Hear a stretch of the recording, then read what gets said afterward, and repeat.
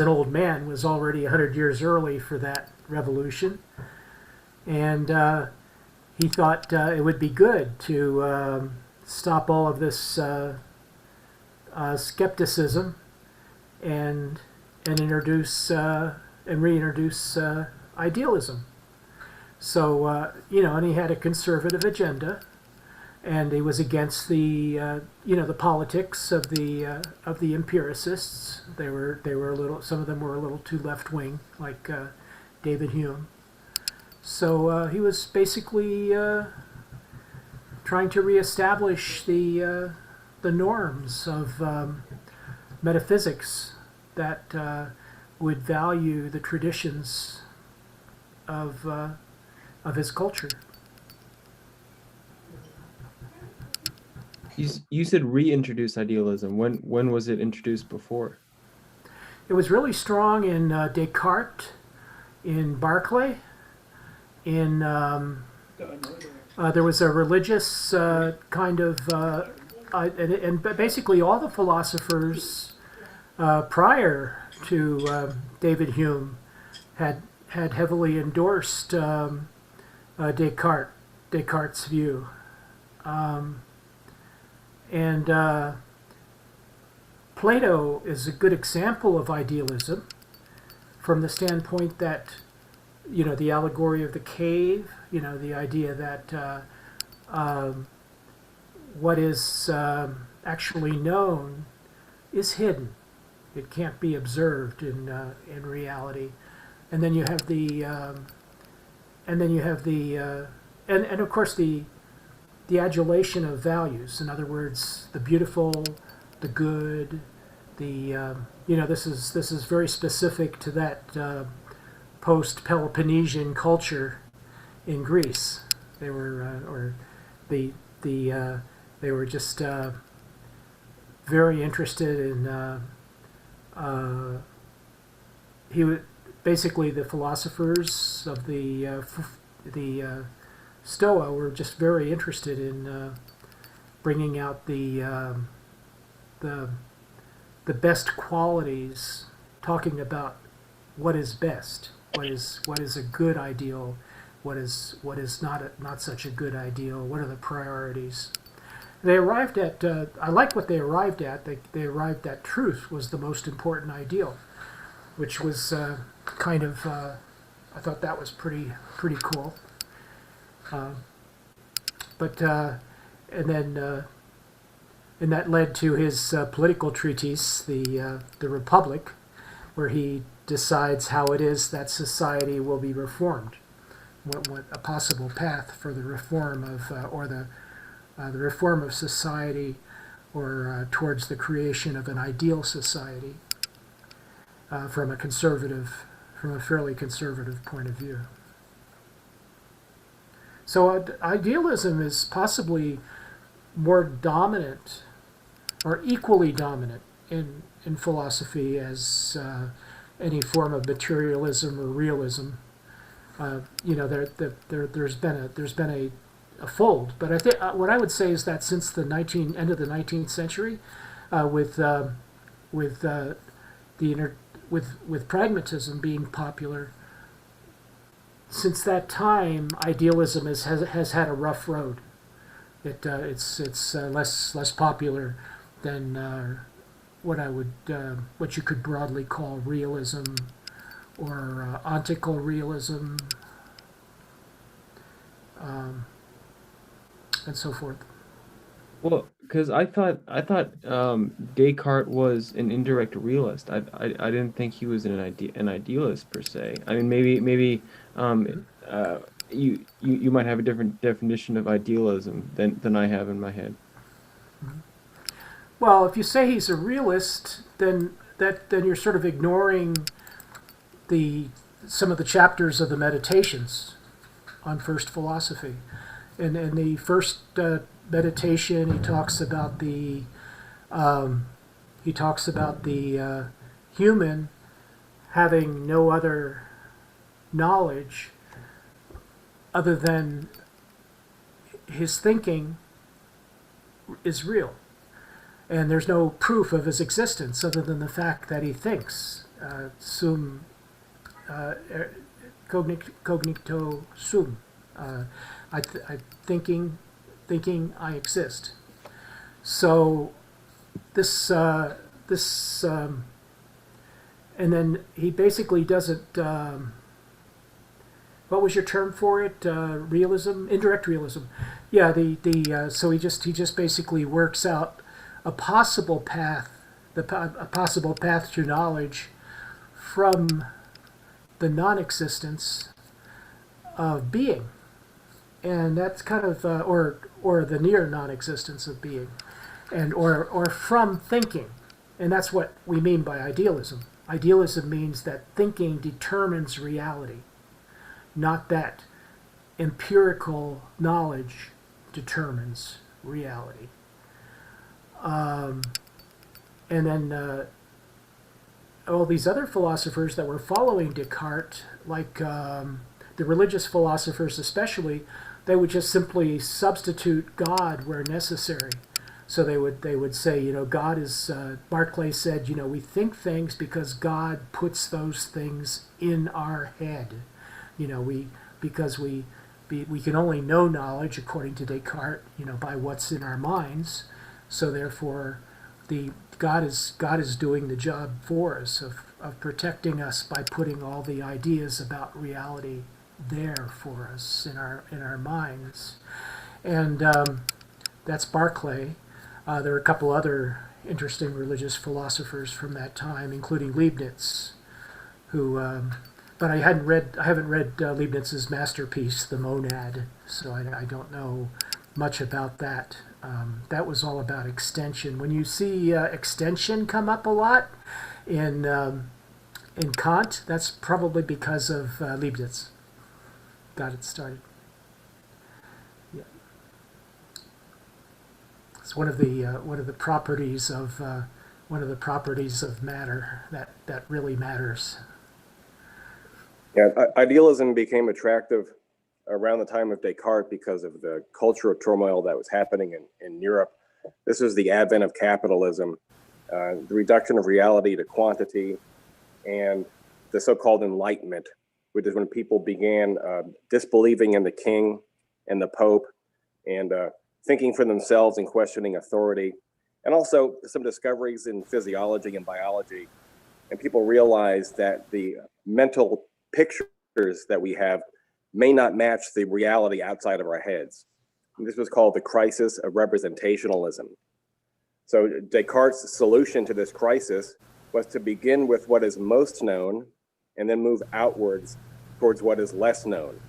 So for Descartes, what is most known is stuff that is penetrable by consciousness, concepts, thoughts, ideas.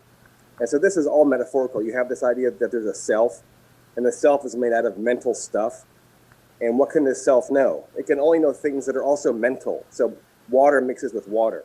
So ideas are the things that are closest to a mental thing. And then far, far away on the other side is this opaque, dense, anti-self stuff, which is physical matter. So that is suspicious. So there's a close, far metaphor at work here.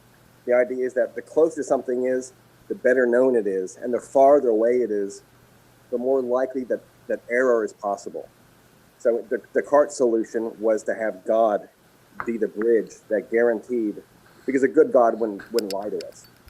So Descartes begins very carefully by saying that we can't really believe in anything because we could be dreaming or we could be tricked systematically. We could be in a matrix, in other words. He thought the matrix idea was a possibility. You can't rule that out. But would a good God allow a matrix? No. So Descartes' solution was to bring God in, and he proved God by pointing out the fact that we have an understanding of imperfection, which would be impossible without God, because where could we get the idea of perfection from? Only God is perfect. So because we have imperfection, we have access to perfection, and that proves God's existence. And if God exists, he's not going to lie to us. So red cubes really are red cubes. So in that sense, he's an indirect realist. You're right. But it's from this journey from the inside out. And God is what allows him to say that the ideal red cube is a faithful report about what's outside the head, which would be a real red cube. Good point, Sot. Thank you.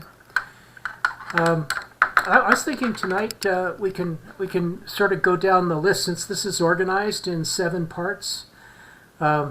We can go down the list of parts. The first is an introduction, the idea of transcendental philosophy. This is the second introduction. The second edition introduction is very detailed, and most of the material is there. So it explains a lot. Like why we can't use empirical information. Why he feels we can't use empirical information. To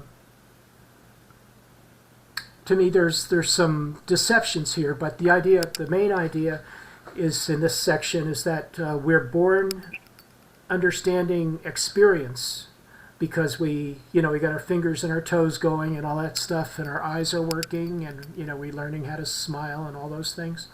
So experience is on the agenda right from the very start for us in our intellect or reason. But then he actually wants to turn that around. Even though it all starts with experience, that does not mean that knowledge arises from experience. So he feels that there's another source for knowledge, and that source is innate, and he has a special name for it. He calls it a priori knowledge, and that's covered in the second section. So I won't go into detail on that. But the main point here is that the way objects appear has more to do with us than it does. So this is like a modification of Descartes' presentation, that it has more to do with us than it has to do with experience. And cognition, the empirical part of cognition, the one that reacts to experience, is not fully capable of dealing with the world of phenomena as it is. So anyone wants to fill in anything else on that subject of why Kant felt that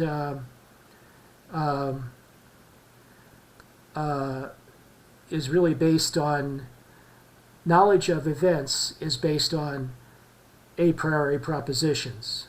So what we were sort of talking about last week, the organization of a priori propositions is actually something extremely significant in Kant's philosophy, because he believes the a priori, since it comes from us, is actually more important and than informing cognition than the evidence, the empirical evidence itself. Yeah, it seems to me that the title "Critique of Pure Reason" could that not be simply called the critique of a priori reason? I mean, I don't know. I mean, was Kant the first to give us the notion of the a priori? I mean, because today it's such a common concept. I think it was talked about by the Greeks, but go ahead. Anyone else? Really? Yeah. Oh, well, that's all I wanted to know. I mean, a little comment on the a priori. I mean, last week, different people were giving suggestions about what a synthetic, a priori could be. A possibility that I quite like is the Descartes' cogito ergo sum. I think, therefore, I am. I mean, couldn't this be a synthetic, a priori? Yes, and that's something that I think Kant doesn't actually observe. He doesn't actually acknowledge that his notions are much more general than he's sort of letting on. he actually says that all of mathematics is an example. I'm sorry for the darkness in my image. All of mathematics is an example of synthetic a priori. So that's interesting. That's in a later section where he actually claims that every piece, every bit, and every piece of mathematics. And my objection to that, the idea that mathematics is actually way reducible, that you reduce it to, as a matter of fact, now we know because we are digital that we can reduce it to and OR gates. We don't even have to reduce it to series of ones. And he talks about that. He mentions that we can reduce mathematics to a series of ones, and primes and so forth. But the fact is now we know we can reduce it even further. It can just simply be and OR gates. We don't have to say what the construction of a 1 plus 1 is. We can just simply build binary connections that reproduce an operation of 1 plus 1, and then create multipliers for that operation. I think, Go ahead. maybe the most helpful way to translate a priori or synthetic a priori is just to say it's a sentence that is necessarily true, but it's non-analytic. So the usual translation is necessary but non-analytic. And analytic just means that the predicate isn't contained, maybe covertly, inside the subject term. And the reason Kant said that mathematics is not just symbol manipulation, which it is for computers, is because numbers are meaningful for us. And for Kant, it was not an accident that when you think of the number 1,000 and you think of the number 2, there's a greaterness that belongs to the 1,000. The machines will never get that. But we sense, for some strange reason, that 1,000 has largeness or a greaterness than 2. And for Kant, that greaterness comes from time. We know that it would take us much longer to count to 1,000. So we're actually using time as the fabric out of which we're getting this idea, which machines only get a symbol manipulation, that nothing's ever interpreted. But Kant is talking about human cognition here. And for us, 7 and 5 have a meatiness about them. 7 has a semantic value, and that value is time. Kant says that we construct numbers by cutting time. And we ignore the duration of the cuts. You're only looking at the beginning, at the end. He called numbers tuities. It's a tuity. So there's a start, and then there's an ignorable duration, and then there's a stop.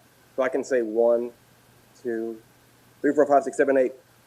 Those numbers were different lengths of time, but I'm ignoring the length of the number sound. I'm only looking at the beginning and the end cut. So if you abstract from the duration, you have these pure units.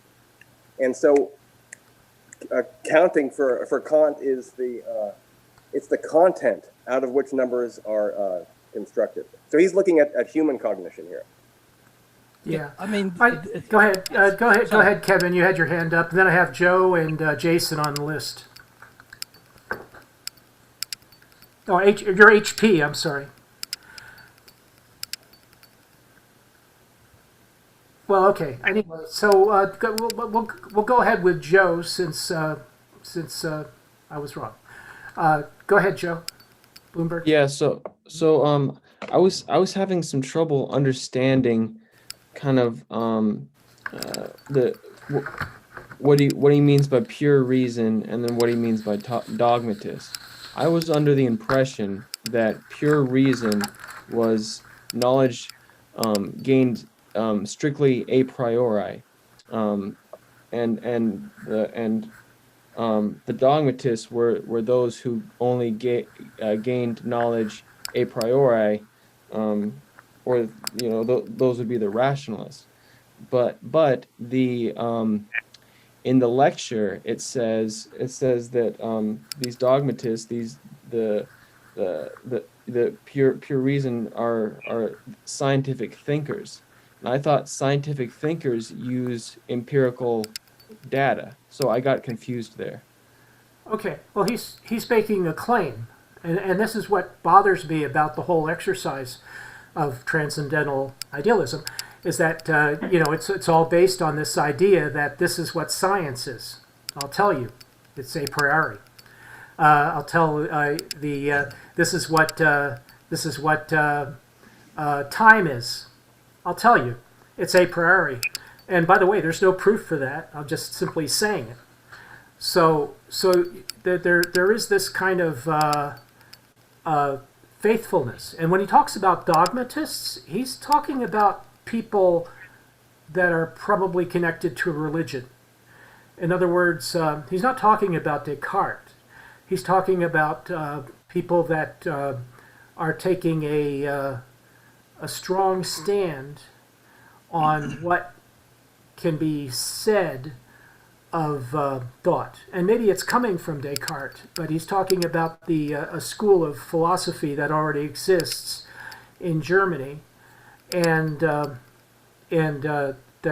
these people are basically stating that there's only one way that truth happens. There's a dogmatic understanding of fact, and the dogmatic understanding of philosophy is what really matters. So and you could blame this on Descartes, I suppose, but I find Descartes fascinating because he's really one of the best examples of dialectical reasoning, and it's not, in my opinion, he's not dogmatic. I've got Jason on the list next. Yes, that's another thing I'd like to respond. First, about the pure reason. I think if we think about pure reason, actually we think about what is not pure reason. So that's impure. So basically, he's talking about non-experience reason. So that's why he calls it a pure reason. I think everything Kant here is a pure reason. So on the second critique, even he called the critique of a practical reason. But at the beginning, he insists, he talk about it's a practical pure reason. So everything is about pure reason. So it's opposite to the impure, which is empirical. And then we come with the question, why Kant want to talk about empirical, which is a priori? And the reason is, we can say a priori is not experience. But on the other side, the reason talk about a priori is to satisfy two things. First is necessity. Second, universality. Because Kant want to achieve, think about this one, experience. People, I think we cannot deny, everybody want to achieve universality. But if you use empirical, you say all people are mortal. Okay, it's not really absolute universality, right? Not really universal, because so far we only have, let's say, how many years? Let's say 10,000 years of observation. We are very, very close. We don't see any human is immortal, but we are not sure. Okay, so that's empirical universal. Okay, it's not guaranteed. So only a priori can guarantee the universality. So that's the reason Kant is so much insist on the a priori or the non-experience reason. So then back to, I think Scott mentioned about the 7 + 5 = 12. It's a kind in the text. He said that that's a synthetic, okay, because we have no way to get the number 12, okay, directly from 7 and 5. Otherwise, we do some arithmetic calculation. So if the number is bigger, let's say 2544 plus 8,566, then the result you will never get from your real experience. You got to do from synthetic. That's Kant insists on. That's why Kant talk about all the mathematical are synthetic. And second thing, he talked about all the science are content a priori synthetic principle.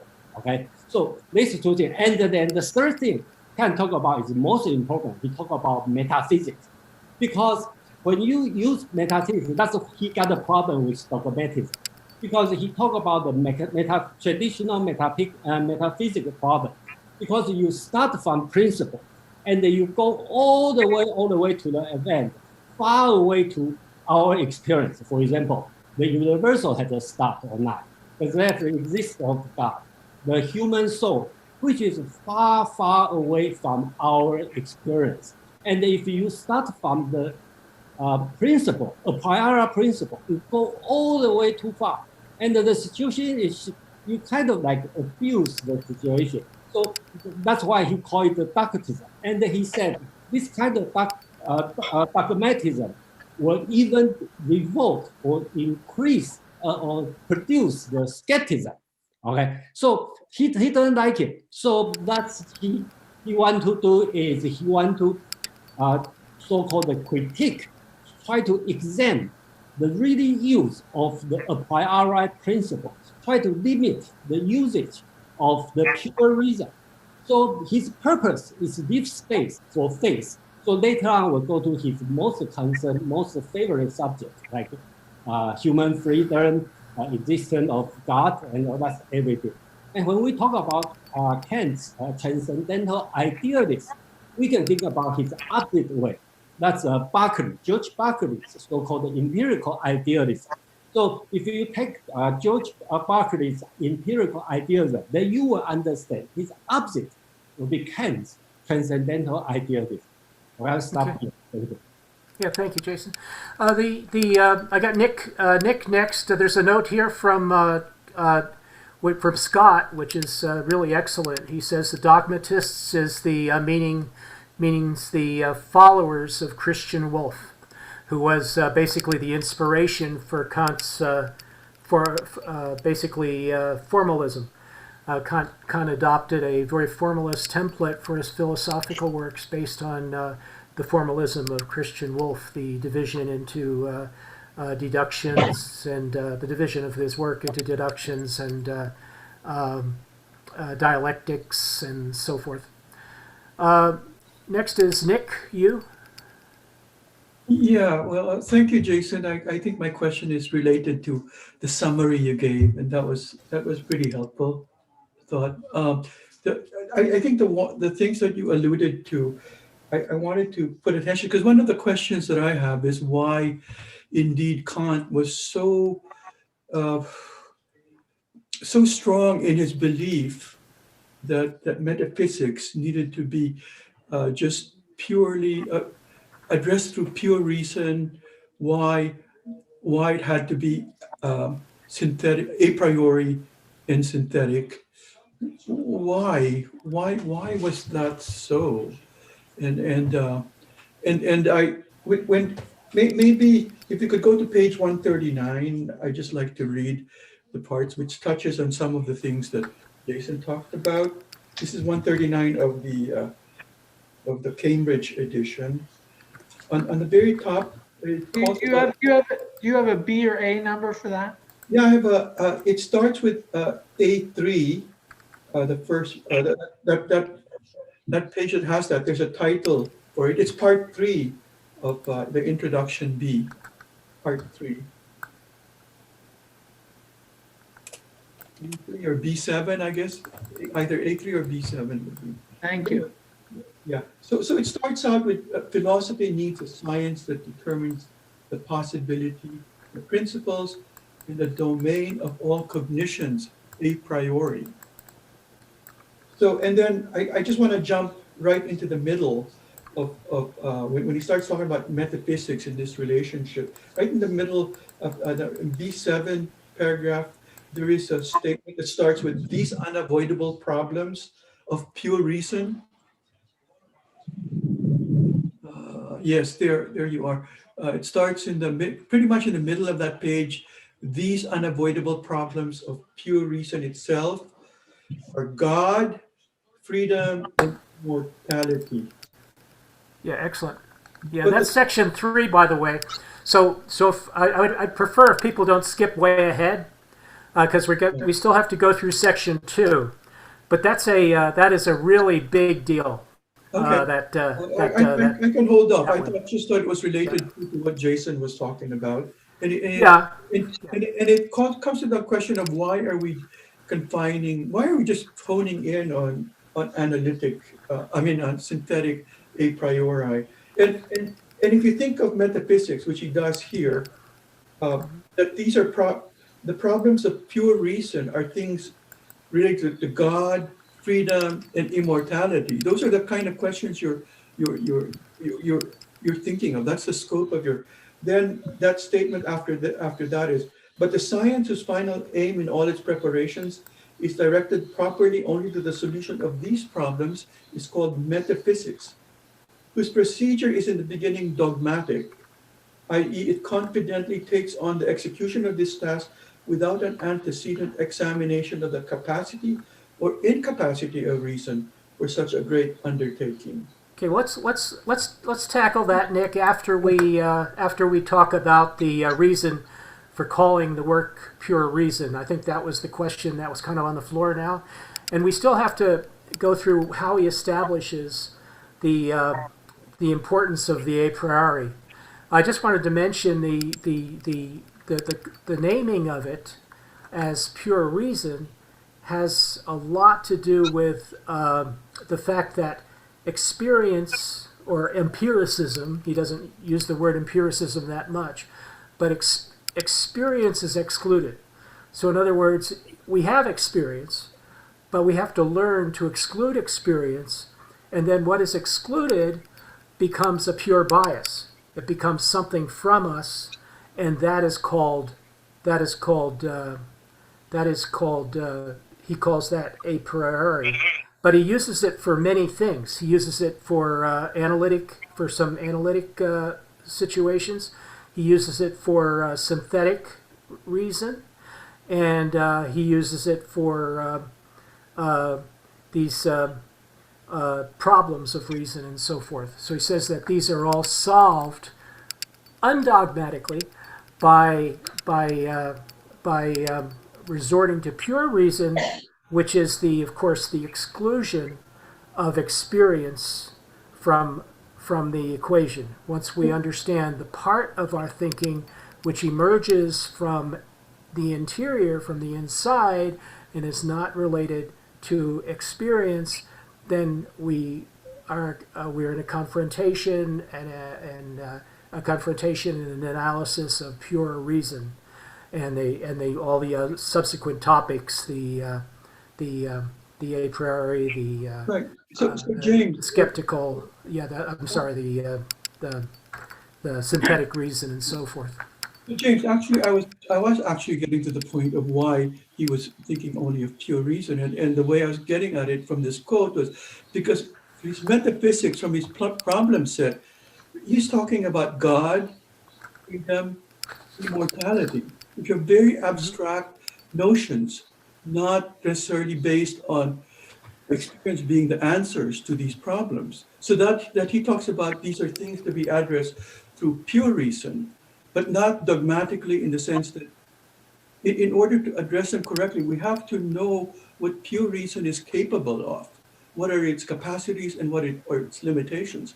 That's why he goes in to thinking that pure reason is the most important. Okay, are you begging me? Are you begging me to jump to this subject now? Is that your idea? No, I'm not. I'm saying that going through. Well, this is the way I look at it. I'm kind of working on reverse. Why is he thinking about analytic? Why is he thinking about this problem in an a priori? Why is it so important? Okay, so this is what these are the subjects. I'm going to please you, I hope. These are the subjects that are important to him: God, freedom, and immortality. These are the big three. So he's not, this might work for some people. It might not work for others. But these are the big three, and God is the unprovable that Descartes tries to set about proving in chapter 3 of the Meditations. The idea that he tries to prove it using dialectics. He tries to create a dialectic in which God is encountered, and it's not a proof of God, but a consistent dialectic about the existence of God and the encounter with God, and that's why it could be called one of the reasons it can be called a problem is because there's no proof of God. In other words, all the proofs of God, from the Middle Ages, don't really work very well. In other words, they can be countered by argumentation, they can be refuted by flipping the argument, and so forth. So that God is a big issue in logic and in philosophy. The second one, freedom. He thinks that freedom is hard to explain because we have a determinate universe. In other words, if God is actually in control, we don't control our existence. If existence is in control, then our reason we do not control ourselves. We are determined, just like ordinary objects. So freedom is an issue. But I would just caution people that this is an issue for, just to think about synonyms. What's a synonym for freedom? Like for a rock, for example. Does a rock have freedom? Yeah. Well, in a sense, it could. But I mean, we have the freedom, and a synonym for freedom could be rest. In other words, we don't have any particular. There are times when we don't have any, as human beings. There are times when we don't have any compunction to actually act, and those are times of rest. And in those times, it could be said we actually have freedom when we're at rest. And the freedom to act, or the freedom to move, and so forth, comes from a position of rest. And we don't have to use we don't have to reduce it, in my opinion, to a metaphysical principle. We can just say we move from a position where we are situated to another position, and that is a movement of freedom. So it can be defined in other ways other than a basic problem of reason. And then the third one is immortality. And immortality is the idea that we're not, there's going to be permanence. There has to be some permanence in existence. And if existence is permanence, then shouldn't there be immortality, because existence is permanent. And it's true that it is kind of a metaphysical issue, but in other words, but it's really kind of, it's also a bit of a private issue too. In other words, deriving immortality from permanence is difficult. You could also derive immortality from the existence of God. You could derive immortality from lack of evidence. James, if I can just interrupt you, because that's not my point. My point here is that these topics, like you were talking about these three topics now, did you have to refer to experience or empiricism in order to parse or understand these topics, these metaphysical topics? Or were you purely in the pure reason state? And that is the basic question that we need to ask ourselves. Why is Kant thinking about these metaphysical topics right? Okay. from a reason standpoint? So that's the point. That's not. I understand. Yeah. But why? I think the point you're making is that Kant is at the end of the 18th century.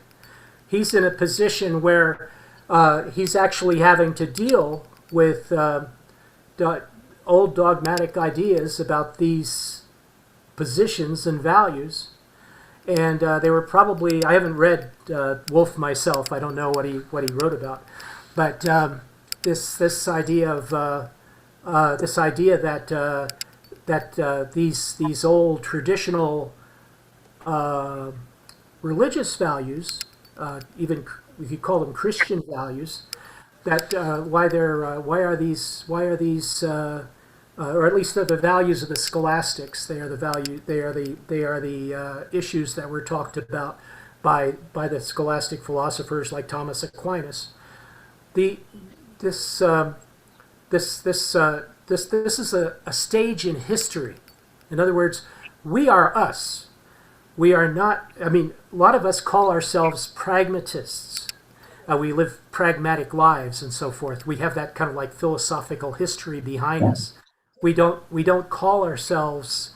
We don't ask people on the street. You don't ask somebody, "Are you a transcendental idealist or some kind of idealist?" You know, it's kind of like not. We don't have to talk that way because people have forgotten about Kant because of all the philosophy that has happened since pretty much from a couple of generations after Kant. So things started to change a couple of generations after Kant, and then really got going by the end of the 19th century with positivism and so forth.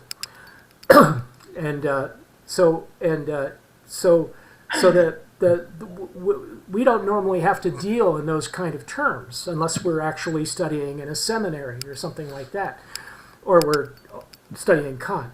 So that's all. That's my point is that we can resolve these without reference to Kant's dogma. And if you want to limit the discussion to Kant's dogma, that's fine. Anyone who wants to have a transcendental argument here is welcome to do that. We're all speaking very analytically and historically, but anyone who wants to take a transcendental position is welcome to do that. So do I understand you correctly, Nick? Now, I'm just throwing out the question of why. I'm trying to understand Kant's thinking and why. Of course. Of course, but we're going to try to do that together, and we're going to try to do that by reading the introduction together. And so you were just a little bit out of order, but that's good because other people are probably thought about this question too. Well, just briefly, let me remark that he defines metaphysics as the science of the a priori. That's the reason. Right. Yeah, that's right. Okay, the next on the list, if you could lower your hands after you speak, David S. I'm hoping we've answered HP's question, although I want to add one piece and ask a question about the text. So this is called the critique of pure reason, but Kant explains elsewhere that this is the critique of the part of reason he calls speculative reason. The critique of practical reason is about action and therefore morality and decisions in the laws of freedom. So it's about human choice, rational choosing. This is about science, the relationship of our knowledge to the world. How far can we extend our knowledge of the world? So it's really all about how good empiricism can be, but empiricism completely sucks because it can't generalize anything without generalizing beyond experience. So it constantly uses principles of reasoning to generalize as it does induction. So you have to understand what are the limits of this kind of reason making these decisions when there isn't sufficient ground merely in empirical data itself. So there's no science if you can't get past that hurdle. So this is the critique of reason, which allows for science, and the second critique allows for the inquiry into morality and God and soul. So the two, that's the metaphysics-y metaphysics, but this is the grounding of science, right? I think at least that's the way I kind of feel as we go through this. And you need this structure to understand the reasoning for the second critique too. It's very helpful because this is the same capabilities being examined and their limitations. And you have to understand these limitations to know why the second critique makes any sense. So my question, though, is if we're in section 2, if we're examining section 2. That's good. That's good. Go ahead to section 2, David. Right. So just as we get to section 2, just before it, it says in B3 there, he's looking, I have a paragraph there. What follows, we shall understand by a priori knowledge, not knowledge independent of this or that experience, but absolutely independent of all experience. And then he gives an example at the end of that paragraph. Every alteration has a cause. And, you know, I feel there's an a priori content in there, but he says, look, it's not a pure a priori proposition, because alteration, which is part of that, every alteration has a cause. Alteration is a concept which can only be derived from experience. So that's not pure a priori. It engages something, a concept that comes out of experience. So he says it's not pure a priori. I was a little surprised, but yeah, right, dead on. There is actually a content of experience in that. But then, reading on into section 2, in the next paragraph, he's talking, actually in the paragraph after that, right at the beginning of B5, again, he quotes, every alteration must have a cause, will serve our purpose. And he's using it here as a pure a priori judgment. That seems to contradict what he just said. You'll help me out here, right? There's a lot of contradictions. You know, that I can't help you out specifically, but we'll continue to talk. I wanted to give my own introduction to this section. He actually asks the question that this is of what is an a priori, and he says there's two forms of a priori propositions.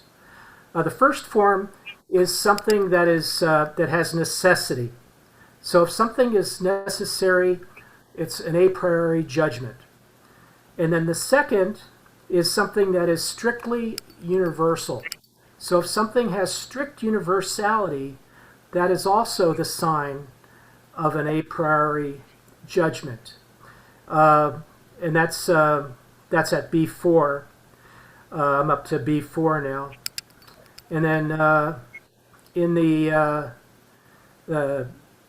he says, these things are thought in such a way that no exception whatsoever is allowed as possible.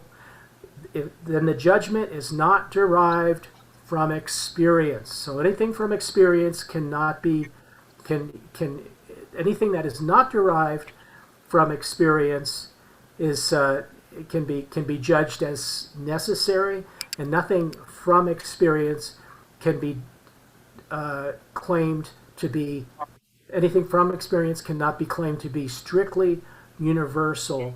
But these things are absolutely a priori, hence empirical universality, which sounds like the oxymoron at this point, is only the result of our choosing to upgrade validity from one that holds in most cases to one that holds in all cases, as in, e.g., the proposition. So, and then he goes on with his weight thing. So he says, when universality is strict and belongs to a judgment essentially, then it points to a special cognitive source for the judgment, the power of a priori cognition. Hence, necessity and strict universality are safe indicators of a priori cognition. So that's the claim here, that we know the dog by its fur, you know, or because it has the tail or whatever. It's got to be necessary or strictly universal. It excludes judgments taken from experience, and is a safe haven for philosophers. He's making a very vast claim here. So next person on the list is, would you take your hand down, David? Scott H. is next. Oh, okay. Well, just your latest comment. Actually, our priority requires experience in order to get it, to have it manifest, to see it. A good example here would be, let's say there's red things in the world, and let's say that so far everything you've seen has been red. Now, Hume and anyone else would say, now you can't say necessarily and strictly universal. In other words, you can't say must always, because it could be that around the corner there's a non-red thing. So Kant's solution is, hey, are you guys really interested in assessing strict universality? Here's a really neat trick we can do. Let's say you're wearing red glasses. That's it. So that's the first half of the book. Kant is showing us that not only that we have red glasses, but that if we didn't have red glasses, we wouldn't even be selves that had experiences. This is what he's going to do. This is called the Transcendental Argument. Instead of pointing to the object and saying, hey, everybody, here's a really good proof about why substances are real. In other words, even if you burn something, if you add up the weight of the smoke and the ash, it's going to be the same amount. Nothing, in other words, the law of conservation of mass, that's what he means by substance. Now, how the hell could he prove that by pointing out to the world? Well, he can't. But what he can do is this. Hey, everybody, if substance weren't the case, then we wouldn't be able to have any experience. You wouldn't be able to talk about objects to begin with. So this is how he's doing it. He's not looking in the object for the proof. He's looking for the conditions for the possibility of experience, and then saying that, hey, the way that you stitch together your sensations into a self is, by the way, because nature comes to you through sensations, that's also the stitching of nature. So what he's going to do is he's going to put the burden of stitching on the unity of self-consciousness and then say, hey, this leaked out into the world because the world is nothing but your stitched together sensations. So he'll be talking about why Newtonian mechanics is really, really, really real because your glasses are red. And then he's going to say, and the reason your glasses are red is because if they weren't, you couldn't say, I think. Okay, that's just jumping ahead to another book maybe, but it's interesting. Scott H., you're next. Hi, everyone. I'm just getting there. I already went. Oh, you're Scott H. I got two Scott H's. Sorry about that. And you look different in both pictures. Jason Payne. Could you take down your hand, Scott?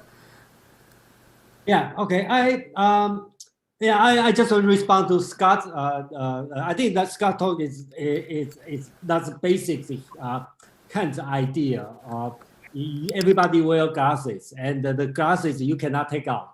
So Kant is always deal with the so-called subject-object idea, as the traditional so-called this subject or object. But I think in all his critique, he's going to claim everything you see, you understand is subjective. So that's why he's called the Copernicus revolution. He changes the way when we look things because we don't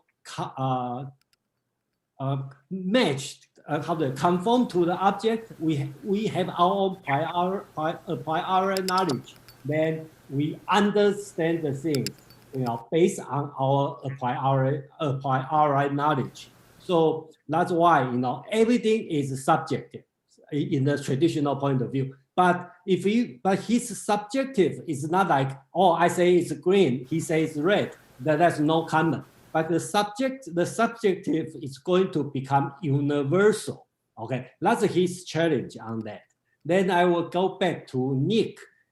And to answer Nick's question, I think Nick is so eager about to know why a priori is so important. I think Kant at that time, I think he been quiet for over 10 years until he's 57. They start to write, start to produce a lot of work. I think it's David Hume wake him up. David Hume is a radical skepticism. So basically, he said even the causality is not there. A cause B is skeptical. It's not there. So it's a big shock to Kant because Kant stayed in continental Europe. It's a rationality. So it's a rationalism. So basic A cause B, this kind of, you cannot change it. If you skeptical on this, everything is falling down. So, and he cannot just refuse it. He has to deal with Newton. Newton is also proof. It's right. And so he can foretell, okay, what's going on if we keep developing. It's in the crisis because everything is empirical, everything is predictable like Newton's law. So later on, pretty soon, you will find out if keep going, there's no God, okay? They become materialism, okay? And there's no soul, there's no immortality. So everything falling down. And then go back to Nick's question, why this one so big deal? Yes, it's big deal because if there's no God, no free will, no human soul immortality, the problem is no morality. There's no human moral. Okay, so I think that's everything stick with this one, and the Kant have to respond this one in this kind of situation. Wow. Okay, Nick, you. Yeah.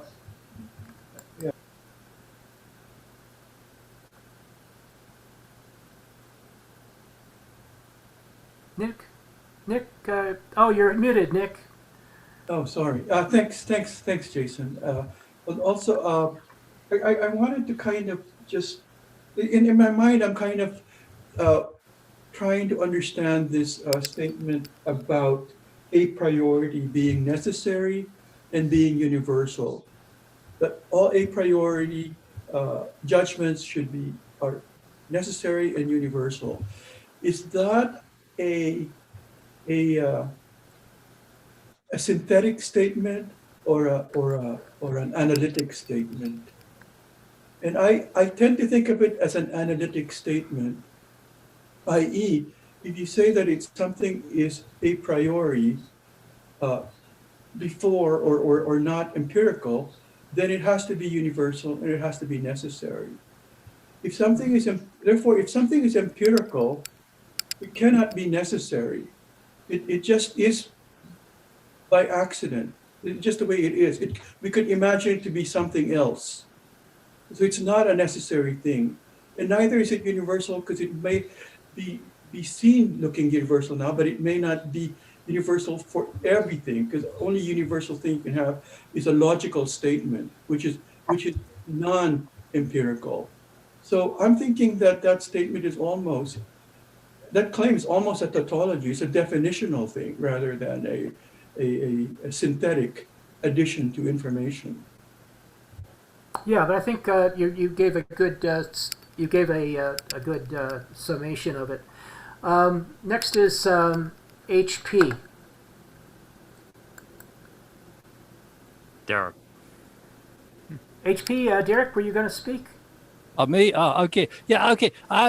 Yeah, I mean, I think that is it not the case that experience precedes, is a precondition of the a priori, because we have to learn about it. I mean, we have to have the experience of being in school, for example, to learn that 1 + 1 equals 2. But once we learn it, then we know it as a priori judgment. In response to Nick's question, why do we need it? Well, we're looking for a foundation, a secure foundation, I think, that Kant is, just as Descartes was looking for a secure foundation in the cogito. Kant is a different, looking for it in a reason. To me, a critique of the a priori and the rationalist method is best found in Hume. That there is no in Hume's fork, the radical distinction between matters of fact and ideas. The matters of fact are questions of discovery and observation. So the principles of science are principles, but they're not laws because they're not necessary, which is what Kant seems to be looking for. Great. Okay, I was just going to really quick just sum up here on from the last couple sentences in this section. He says, Similarly, if from your empirical concept of any object, whatever, corporeal or incorporeal, you omit all properties from that experience, all properties that experience has taught you, you still cannot take away from the concept of the property through which you think the object either as a substance or as attaching to a substance. Two ways of thinking about properties, I suppose. Even though this concept of substance is more determinate than that of an object as such. So this property becomes determinate of the object as such for you. Hence, you must, won over by the necessity with which this concept of substance forces itself upon you, admit that this concept resides a priori in your cognitive powers. So even properties become a priori. And this is like, so this is a very pure power of idealism. This is a very pure drawing of idealism, because all powers of reason resulting in extraction or attaching or ascribing to something a priority come not directly from the experience. It's what you said originally, Joe Blumenberg. It's indirect realism. In other words, it comes a priori. So that's at the very end of section 2. So any other comments on that before we go on to section 3? Well, he's talking about the principle of substance there, which is that nothing is ever created or destroyed. He thinks that even savages have an understanding that matter never really comes out of nowhere and really goes to nowhere. And he's attributing this to the experience-making machinery. Yeah, that's probably how he's deriving it. That's great. Okay, number 3 real quick. The subject is... I need to close those windows.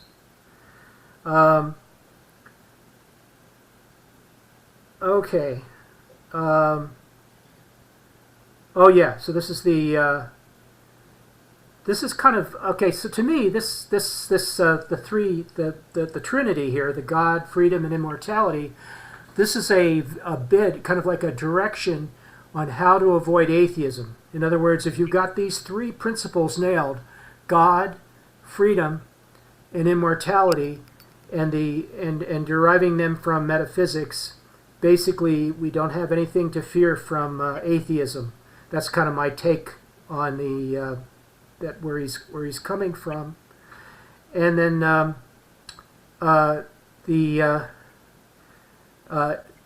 but he says science is the final aim, involving science's entire apparatus.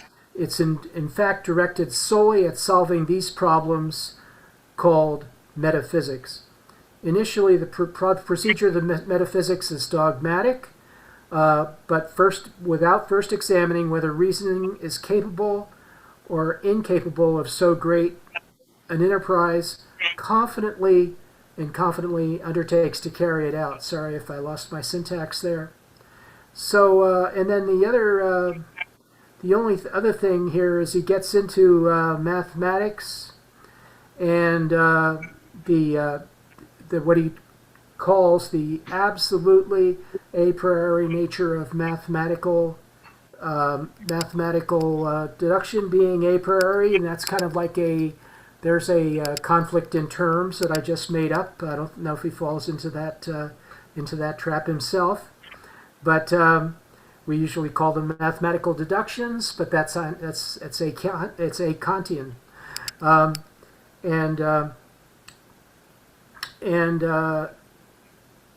and then he says that right, and then he has a new statement about intuition.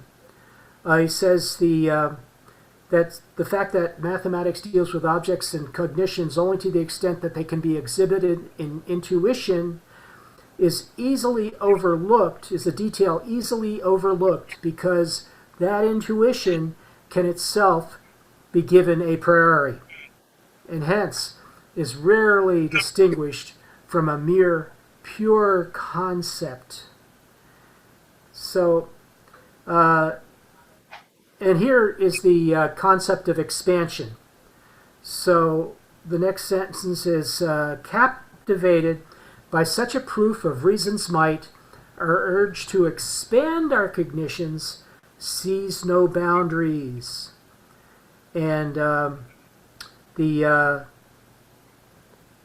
the same way, he says Plato left the world of sense because it sets such narrow limits to our understanding on the wings of ideas. He ventured beyond, and this is a metaphor in the previous sentence, that's all. He ventured beyond that world and into the empty space of pure understanding. So here my comment about Plato largely comes from that, that Plato did venture into pure understanding. He did not notice with all his efforts. He made no headway. He failed to make headway because he had no resting point against which, as a foothold, as it were, he might brace himself to apply his forces in order to set his understanding in motion. And and then later, at just before A6, or before B10 and A6, a large part, perhaps the largest of our reason's business, consists in dissecting what concepts of objects we already have. This procedure supplies us with a multitude of cognitions. And although these cognitions are nothing more than clarifications or elucidations of what has already been thought in our concepts, although thought as yet in a confused way, they are yet rated equal to new insights, at least in form, even though in matter or content they do not expand the concepts which we already which we have, but only spelt them out. So he's basically saying that our reason's business consists in dissecting this large variety of concepts that we already have in our mind. And he doesn't care whether these are a priori or analytical deductions, but or analytical judgments, which are not a priori, so much as that we're able to give the a priori concepts their just due. So this is like, for people to call this a revolution is probably correct, because it's basically saying that things you think are almost always have priority over things that you experience. So, and that he's already announced that. So, and then let me see, how does he sum it up here?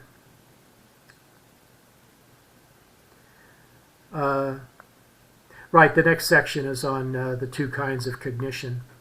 So, but the expansion of knowledge is really the issue here.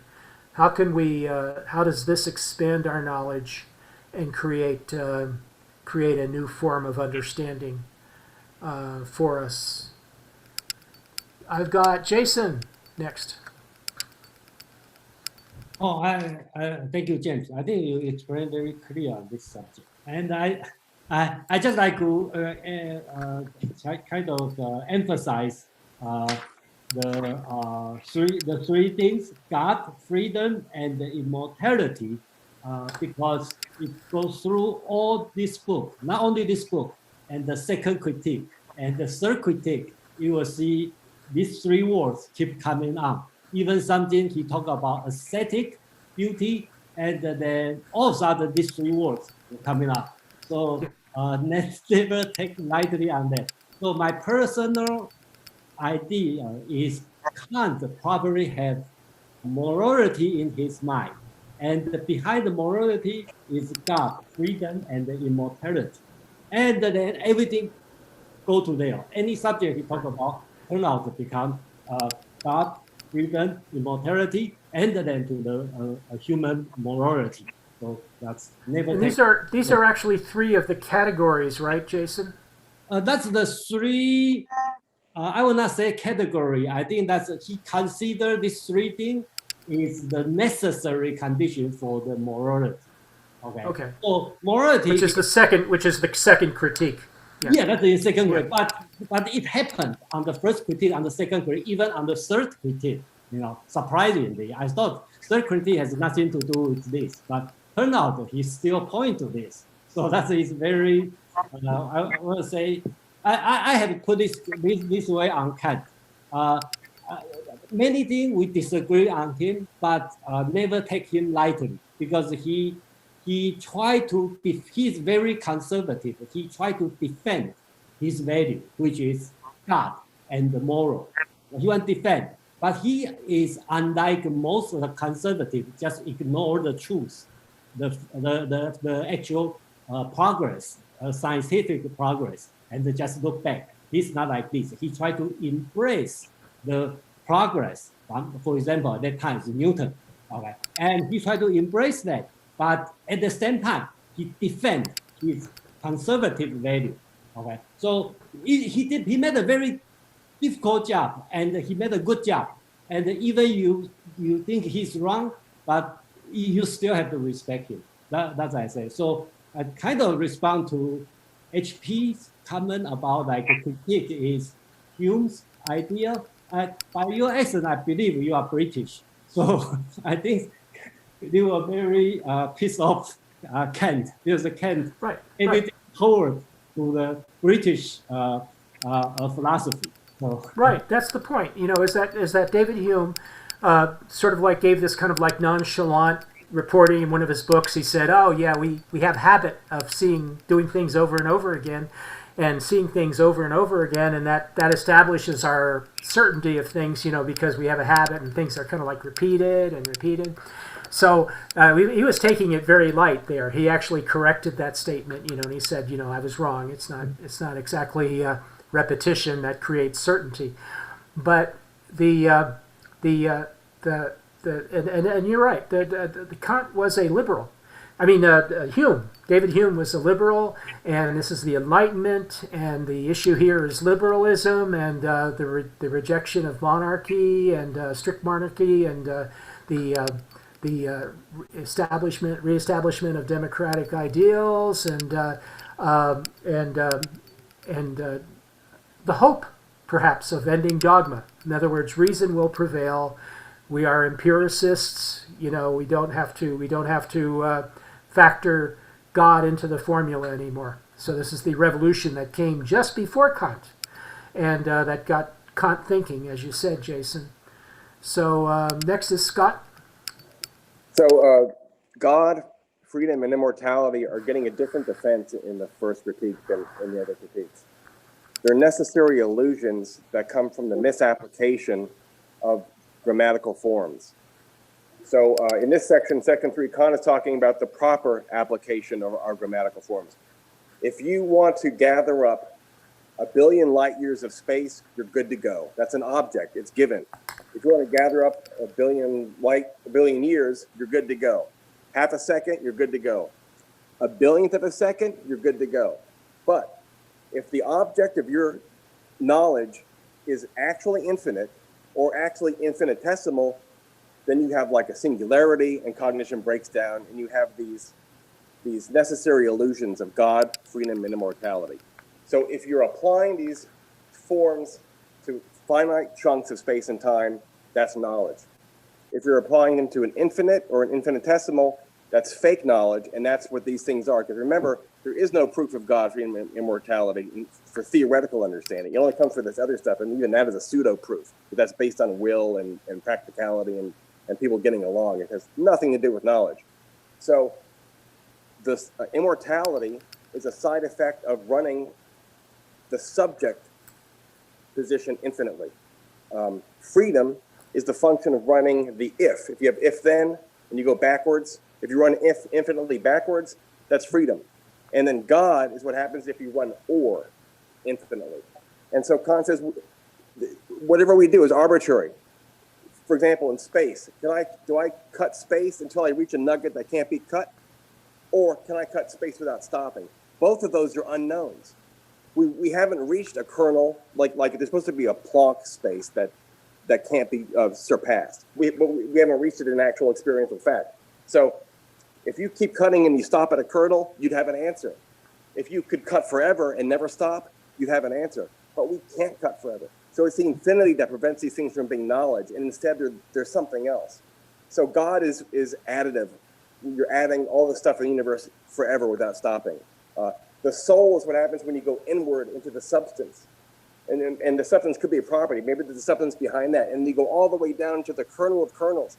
Does it go down forever, like Hume said? In that case, things fall apart. Or does it stop at a core? And that's the soul. So Kant said that the rationalists stop. So they say space has a boundary, that cutting things stops. The empiricists don't stop. They say that cutting can go on forever, and that space goes on forever. Both of those things are guesses. Anyway, so God, freedom, and immortality are like the accidental side effects of this mistake of infinity. Cool. Okay, the next section is called on the distinction between analytic and synthetic judgments. And in this, he basically says that an analytic judgment is one that involves identity of some sort. So you have either something connected with A that is part of A, or it's contained in the concept of A. So it's containment, not so much as identity. If something is contained like is a or a has a or that kind of a proposition, then what I would call an ontological proposition, so it's something that you can relate ontologically, then it's a analytic judgment. Then the idea of a synthetic judgment is something that lies outside. So there's anything that lies outside A that doesn't have any direct relationship to A, like isn't contained in the concept of A. That is a synthetic judgment. He also says another name for it, or another name for analytic judgment is an elucidatory judgment. Now I know why he didn't pick that. And then it doesn't add anything in an analytic judgment. Doesn't add anything to the subject. It only dissects. He says that another name for a synthetic judgment is an expansive judgment. So we didn't have to say synthetic judgments and get us all confused that way. He could have just said expansive judgments are one that enlist two things that are not directly contained in one another. So that rather expand, that are based on the expansion of reason, that involve the expansion of reason. So so forth and so on. So, and that's most of what he has to say. Experiential judgments by themselves, experiential judgments are one and all synthetic. So any experiential judgment that's not based on pure a priori concepts is also synthetic. So the synthetic judgments are the expansive, non-ontological judgments or non-elucidatory judgments, but plus the synthetic judgments are experiential and also the expansive judgments. And, oh, right, he says basing an analytic judgment on experience would be absurd since, ouch, it jumps to another place in my text, of which we are thought in this concept. But then that's in the introduction A. But then I expand my cognition by looking back. That's kind of like what I was saying. Expand the cognition, looking at this concept of body. I also find heaviness, right? One of those stupid examples again. And the experience is the X that lies outside the concept in A, and makes possible the synthesis of the predicate B of heaviness and the concept A. So that's an example of an expansive synthetic judgment. And he also says that the whole of experience is itself a synthetic combination of intuitions. So that's why assigning experience to synthetic judgment, because experience can be described as combinations, synthetic combinations of intuitions. And then he explains why it can't be called a priori. Oh no.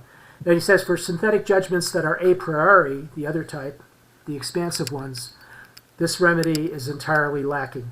Okay. So anyway, so it gets really complicated here. Anyone who's an expert on this is really welcome to jump in. But this is the interesting and expansive terminology he has introduced to separate deductive judgments from analytical judgments, and which involve containment and ontological principles usually, and then the like is and has and so forth, and then on the other side you have it also points. The analytic judgment tends to point to something, right? And then you have the synthetic judgment, which includes expansive principles and our speculative cognition. It's the final aim of our speculative a priori cognition. I mean, talk about pure. There's nothing more pure than this, I believe. So, so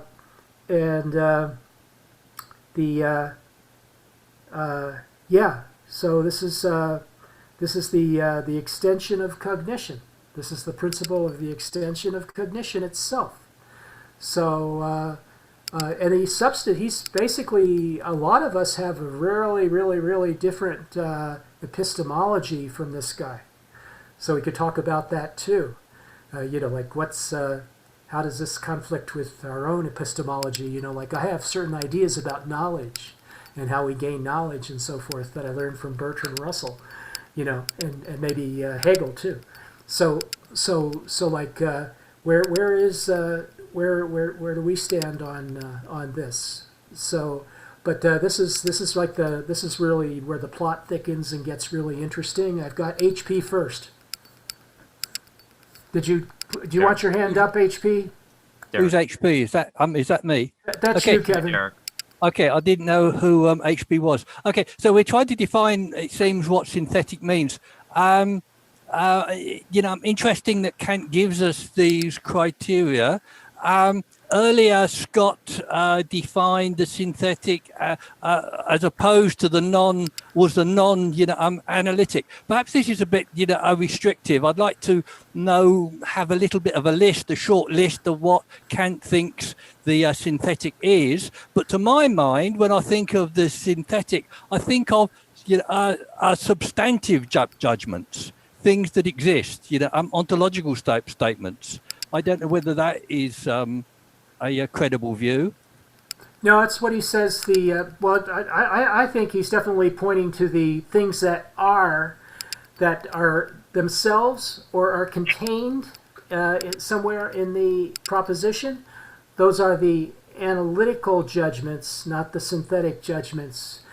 He divides it on subject matter here, but possibly for a very good reason. And I have David S. Next. Right.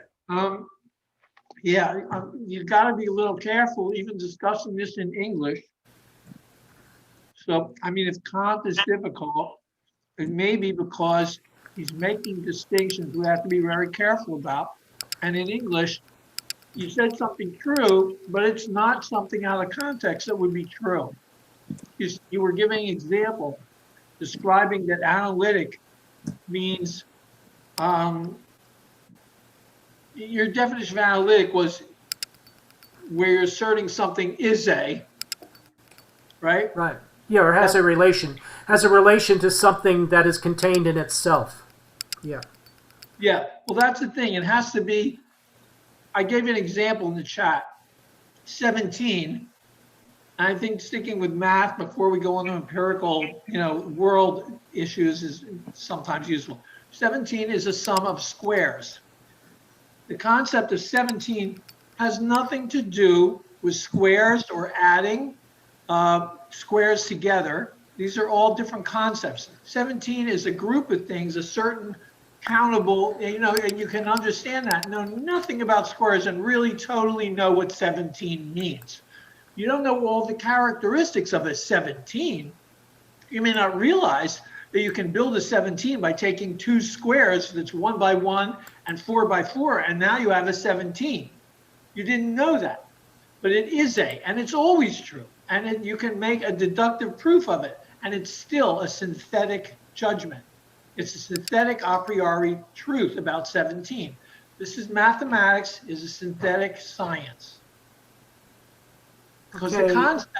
the concept is not contained in where but it does make sense to say what James said.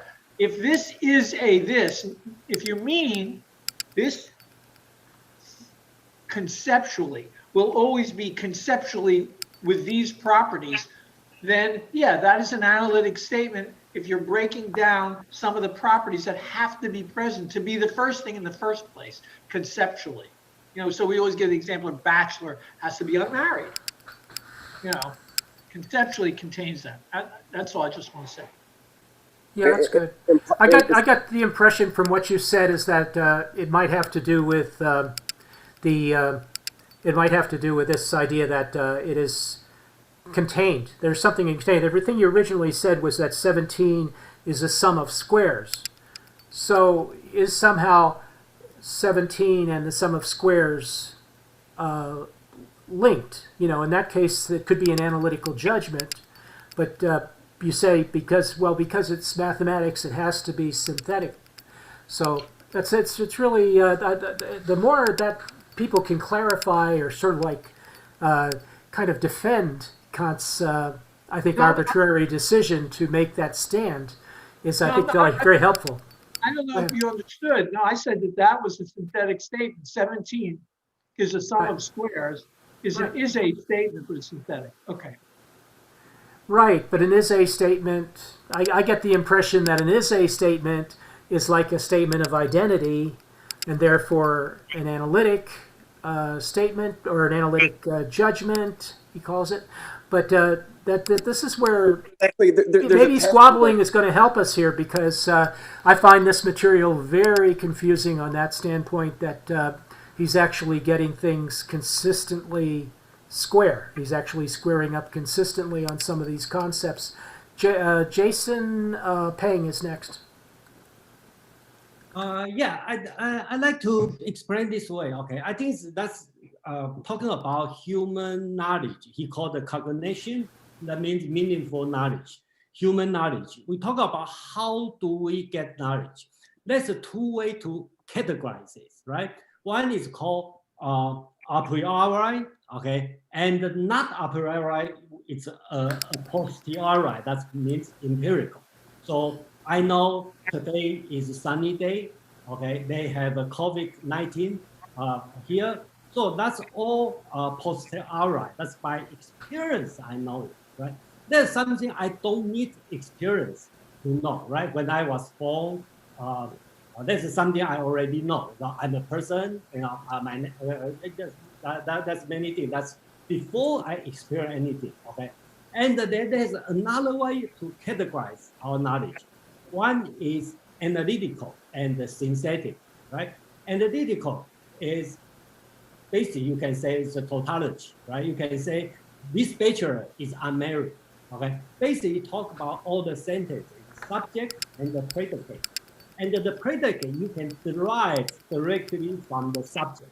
Let's say this tall man is man, okay? So you don't know, you don't have to go outside to check this tall man is a man because the subject already tell you he is a man.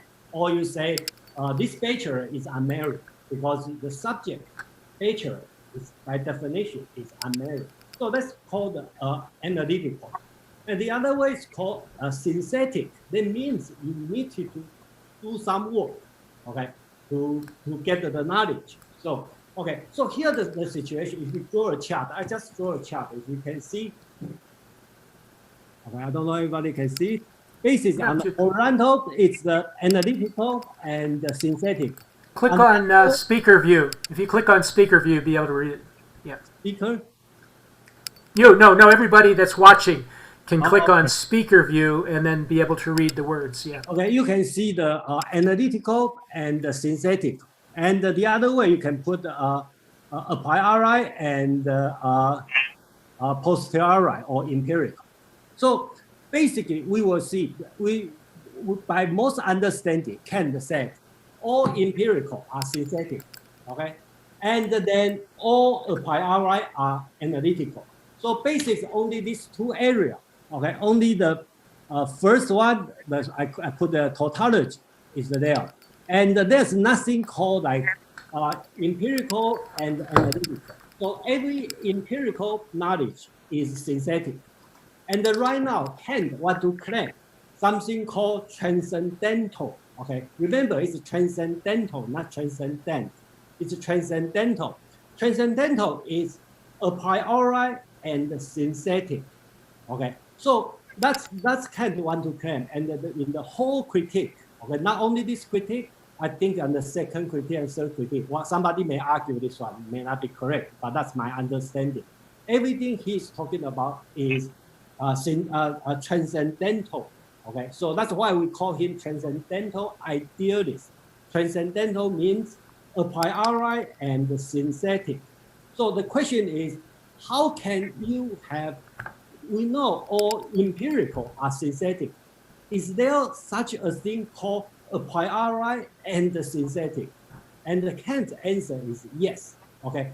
Because you were born with some knowledge, which is space and the time. That's in the next chapter. Kant give you two examples, right? First is 7 plus 5 is equal to 12. I remember Scott mentioned about this. It's the time, because you have an intuition, intuitive knowledge of time. So you know 7, you know 5. Then through the operation, arithmetic operation, you got the synthetic solution. Okay, that's 12. Okay, that's non-experienced, non-analytical. Okay, and it's a priori and the synthetic. Okay, so Kant, I think later on he will call it the transcendental. Okay, because you use your intuition. Okay, intuitive knowledge, which is time. Another thing is geometry. You know 2 points, A to B. The shortest distance is a straight line. Okay, you don't go outside to put 1 point, another point to measure, to do experiment to know that. You just know it. Why?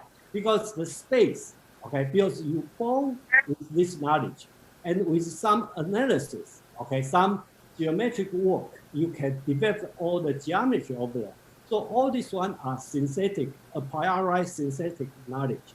So that's the area Kant is going to focus on. So that's why he want to, then later on, he are going to bring all the reason to this area. So we will see the transcendental idea keep going on. Okay, so that will be later on. So I think this section that he want to point out is this kind of concept.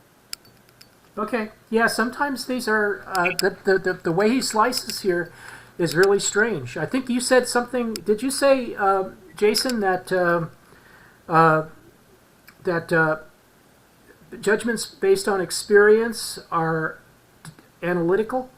No, just based on the as all synthetic, all the empirical. Synthetic. Yeah. I think that's what he says. Yeah. They say that all the empirical judgment are synthetic, right? Right. Because you cannot just by itself, you don't know the ocean is blue, unless you see it, right? You don't, you need the experience, okay, and that's a synthetic, okay.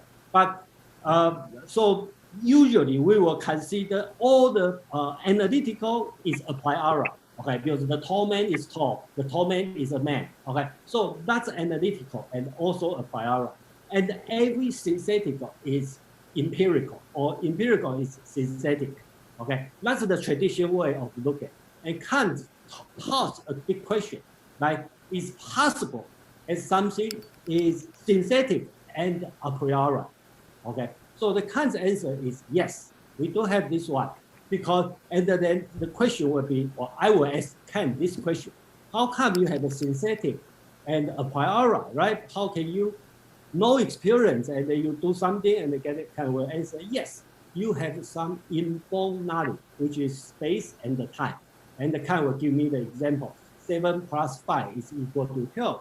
And point A to point B, the shortest distance is a straight line, is the shortest distance. That's you based on your inborn or intuition knowledge, okay, and derive the new knowledge on that. So that's the area Kant is going to focus on for the rest of his work. Okay, we're down to David Jackson finally.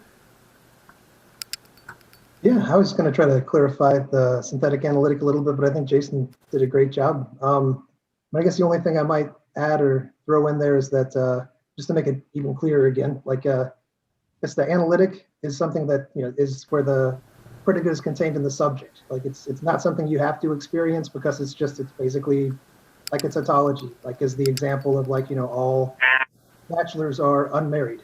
You don't have to go out into the world and try to find unmarried bachelors, because unmarried is contained within the concept of being a bachelor. Whereas synthetic, like I would kind of skip over, if you're trying to wrap your head around the synthetic analytic distinction, like examples from math, because really for me that's very contentious. Like, and I think what Scott has said and what Jason has said is true about how Kant understands like simple addition as synthetic, but that's not a prime example of it. The prime examples are the things that come from experience, which like all objects fall at the same rate. There's nothing contained within the idea of an object that it's going to fall at the same rate as all other objects. You actually have to go out in the world and do an experiment, watch it in order to figure that out. And that's how these ideas like add knowledge to our concepts. They add knowledge to the concepts of the physical world. So that's kind of how science works. That's how empiricists would agree that science works, is that you go out and you like actually experience the world, and only by experiencing the world do you add to your knowledge of these of these concepts of like all objects falling at the same rate. That's sort of a premise of empiricism. Like someone mentioned before, like Hume's fork is like, you basically only, like you can either only analyze concepts from Hume, or you have to go out into the world and add knowledge to your concept. That's an idea that I don't know if it came before Hume, but was articulated in Hume that Kant is reacting to a lot. But his idea is that he's kind of like walking in between the fork, like Hume's forks. He's finding something that is the synthetic a priori, which is going to be like the ground of all of our possible experience. And whereas Hume like had everything like, for instance, cause and effect. There was no ground through Hume for cause and effect. Everything was essentially just constant conjunction. And for some reason that really didn't sit very well with Kant. I guess to some degree it clashes with the sort of like certainty that we have when we make these judgments. It's that, so for Kant, like it's going to come from all these different synthetic a priori, which are the transcendental aesthetic, like time and space, but they're also like the categories of the understanding. It's been a while since I read this, so I'm pretty fuzzy on it, but like, so there's going to be all these other categories that we apply to be able to make judgments about things in time and space that have universal certainty. Because you can't get that, like you can't get that certainty, you can't get the universality of the judgment just by constant conjunction and sense experience. So if we say that a rose is a red flower, that has to be synthetic? Yes. Yeah. Yeah. And when he talks about expansive, when he talks about a proposition being expansive and the expansion of reason, he's talking about, does he really mean knowledge? Is that reasonable for me to make that, Yeah, like- create that The, synonym? the predicate like- is not trivially contained in the subject, so that when you speak the sentence, you've added to humanity's store of knowledge. We now know that S's are P's. We didn't know that before. We knew that all bachelors were unmarried, but who would ever think that bachelors all have Ferraris? We didn't know that, but now we do. Oh, I thought they had That's- Porsches. For a while, they all had Porsches. Wait. How are roses that are red flowers? How is that synthetic? I thought that's analytic. It No, that's depends. something If that- you have to check the world to answer the question. They can be yellow ones. Synthetic. But if you can figure it out using a pen and paper, then it's no, that's a priori. What about yellow ones? If it's Yellow. vulnerable to falsification, then it's wait, what was the question? Synthetic. Like all roses, like all roses are flowers would be an analytic. Oh, can you think rose without thinking red? That's the test. If you can think rose without thinking red, then it's synthetic. Sorry about that. Okay, who wants to speak next? This is now it's getting good. Yeah. Okay. Go ahead, I mean, Derek. David really was making my point about Hume and the nature of the observing the empirical world. Yeah, I mean there is some assumption here, I think perhaps, that the a priori must be knowledge, whereas the a priori, is it not simply the bounds of our consciousness? It's what we know. It is anthropocentric.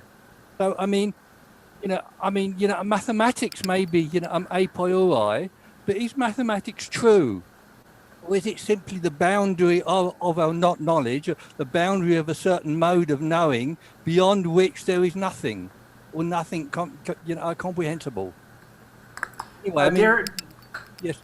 yeah, Derek, I'm with you. I'm glad that you're in my club. That's good. I think this needs to be, we have to decategorize to a certain extent in order to find wisdom, find the wisdom, because we get so rooted. I got so rooted in the 20th century that, and maybe the 4th century BC and so forth, that it's really difficult to make some of these adjustments to the 18th century, and that's the big issue in reading this, and even in talking about it for me. I don't feel attached to some of these qualifications and categories. I think the categories are just a hoax. I just have to, and of course after you make everything, you make everything but experience a priori, then what's left for a posteriori?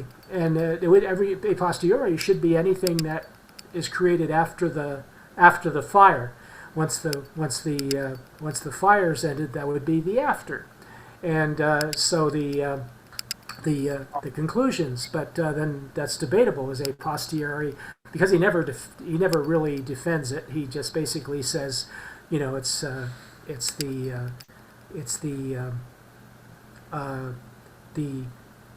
implies that it's experience, because experience is the non-a priori. So the absolutely non-a priori, or the and so forth. He agrees with Hume on all the important points. Actually, isn't that funny? Kant defeats Hume by agreeing with him completely on everything he ever said. Wow, interesting. Joe Blumenberg is next. Well, yeah, I kind of have two questions. One is, are all analytic judgments abstractions? Like can you have an analytic judgment and have it be about something something sense oriented, meaning like, can you say all concerts are loud? I mean, or something like that, or like. The problem with loud is that it's a separate concept. It's a volume or amplitude or something like that is a different concept from concert. So that's where I think Kant would sort of say, no, that's synthetic.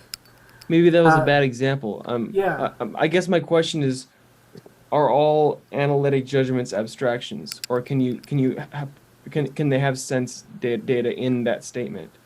No, they just have to be related to the same thing. So if let's say I say that, and I don't think they all have to be tautologies either.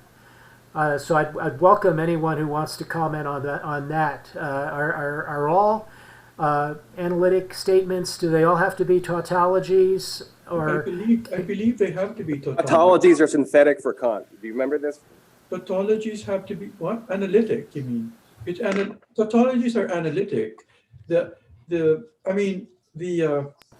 predicate is already contained in the subject. That's what which is a tautology, essentially, right? It would seem that way. So, and it can be sense. I believe it can be sense. It can be of the world, like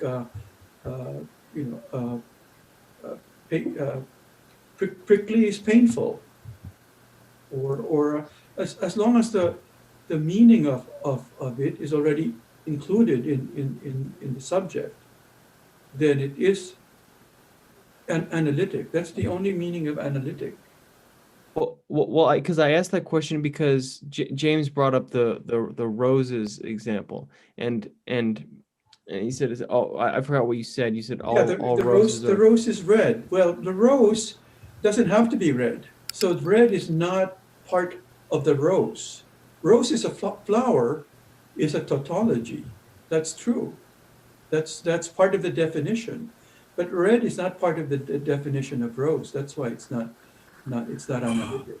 I think perhaps you could say to Joe, a better example of what you were saying might be that all concerts have to include musicians or listeners or something like that. So in other words, an analytic statement has to be something that's contained, already known to be contained in the concept. So the concept of concert contains musicians and it contains listeners. So if you say the concert has musicians in it, then you could say that has to by necessity concert has to have musicians. You could say that's an analytic. From that standpoint, you could say it's a completely analytic statement. And I think he's making the point that it's not especially a priori. It's just simply analytically deductive or logical.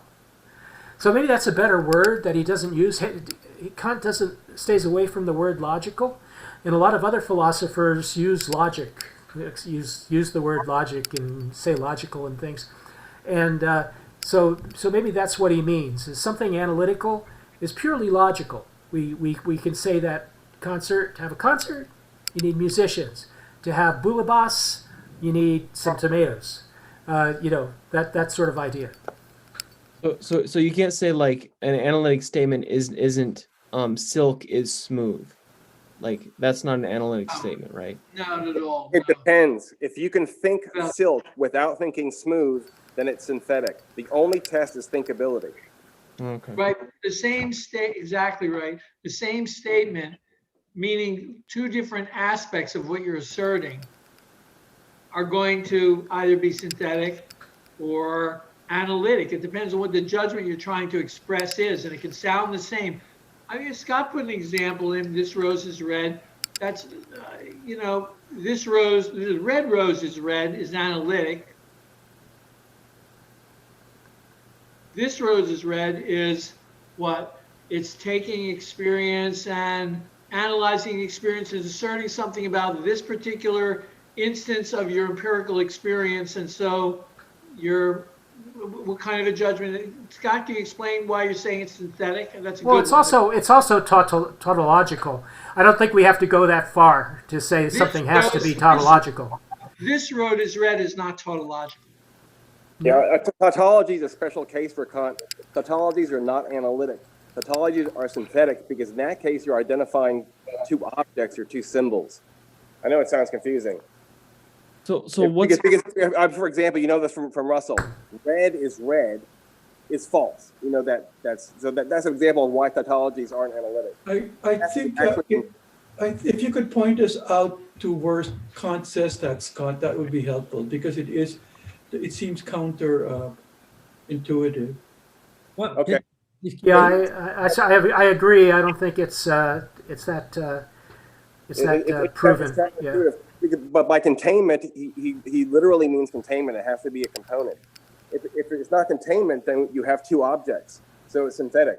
Anyway, the distinction is made in here. But if you give me your email address, I'll send you the footnote. But this is an interesting topic because later on he's gonna talk about algebra. So it's a concept analysis and symbol equivalence are different things for Kant. So I mean, are there examples of analytic statements that have empirical data in them? That's what I was getting at. Are there examples of that? They're not supposed to come from empirical, or they're not supposed to come from experience. So that's the idea, is that he wants it to be a wholly logical proposition. No. Most come we've from been talking about. Most analytic judgments come from experience. Almost all of them do. Well, that's not what he says. Anyway, let's go to. Did anyone have their hand up? I got David S. next. David. No, I spoke already. Okay. Next is Derek. Derek's the one that wants to speak. Oh, well, just a brief point. I mean, Joe was asking, for example, of a analytic, empirical, analytic. Well, the standard ones are things like all husbands are male. It has a empirical content, but it's it is analytic. And it is self-contained. You're right. Excuse me, The concept is self-contained. Was that Scott again? I'm going to go to Jason Payne. Yeah, okay. I think I'd like to make it clear. First, I think to answer Joe's question. Okay, is there any possible have an analytical which is empirical? No, according to Kant, no. Kant clearly said, all empirical judgments are synthetic.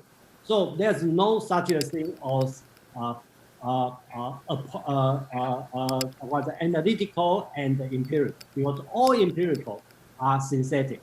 Okay, based on this logic, the answer is no. You can disagree, but you disagree with Kant.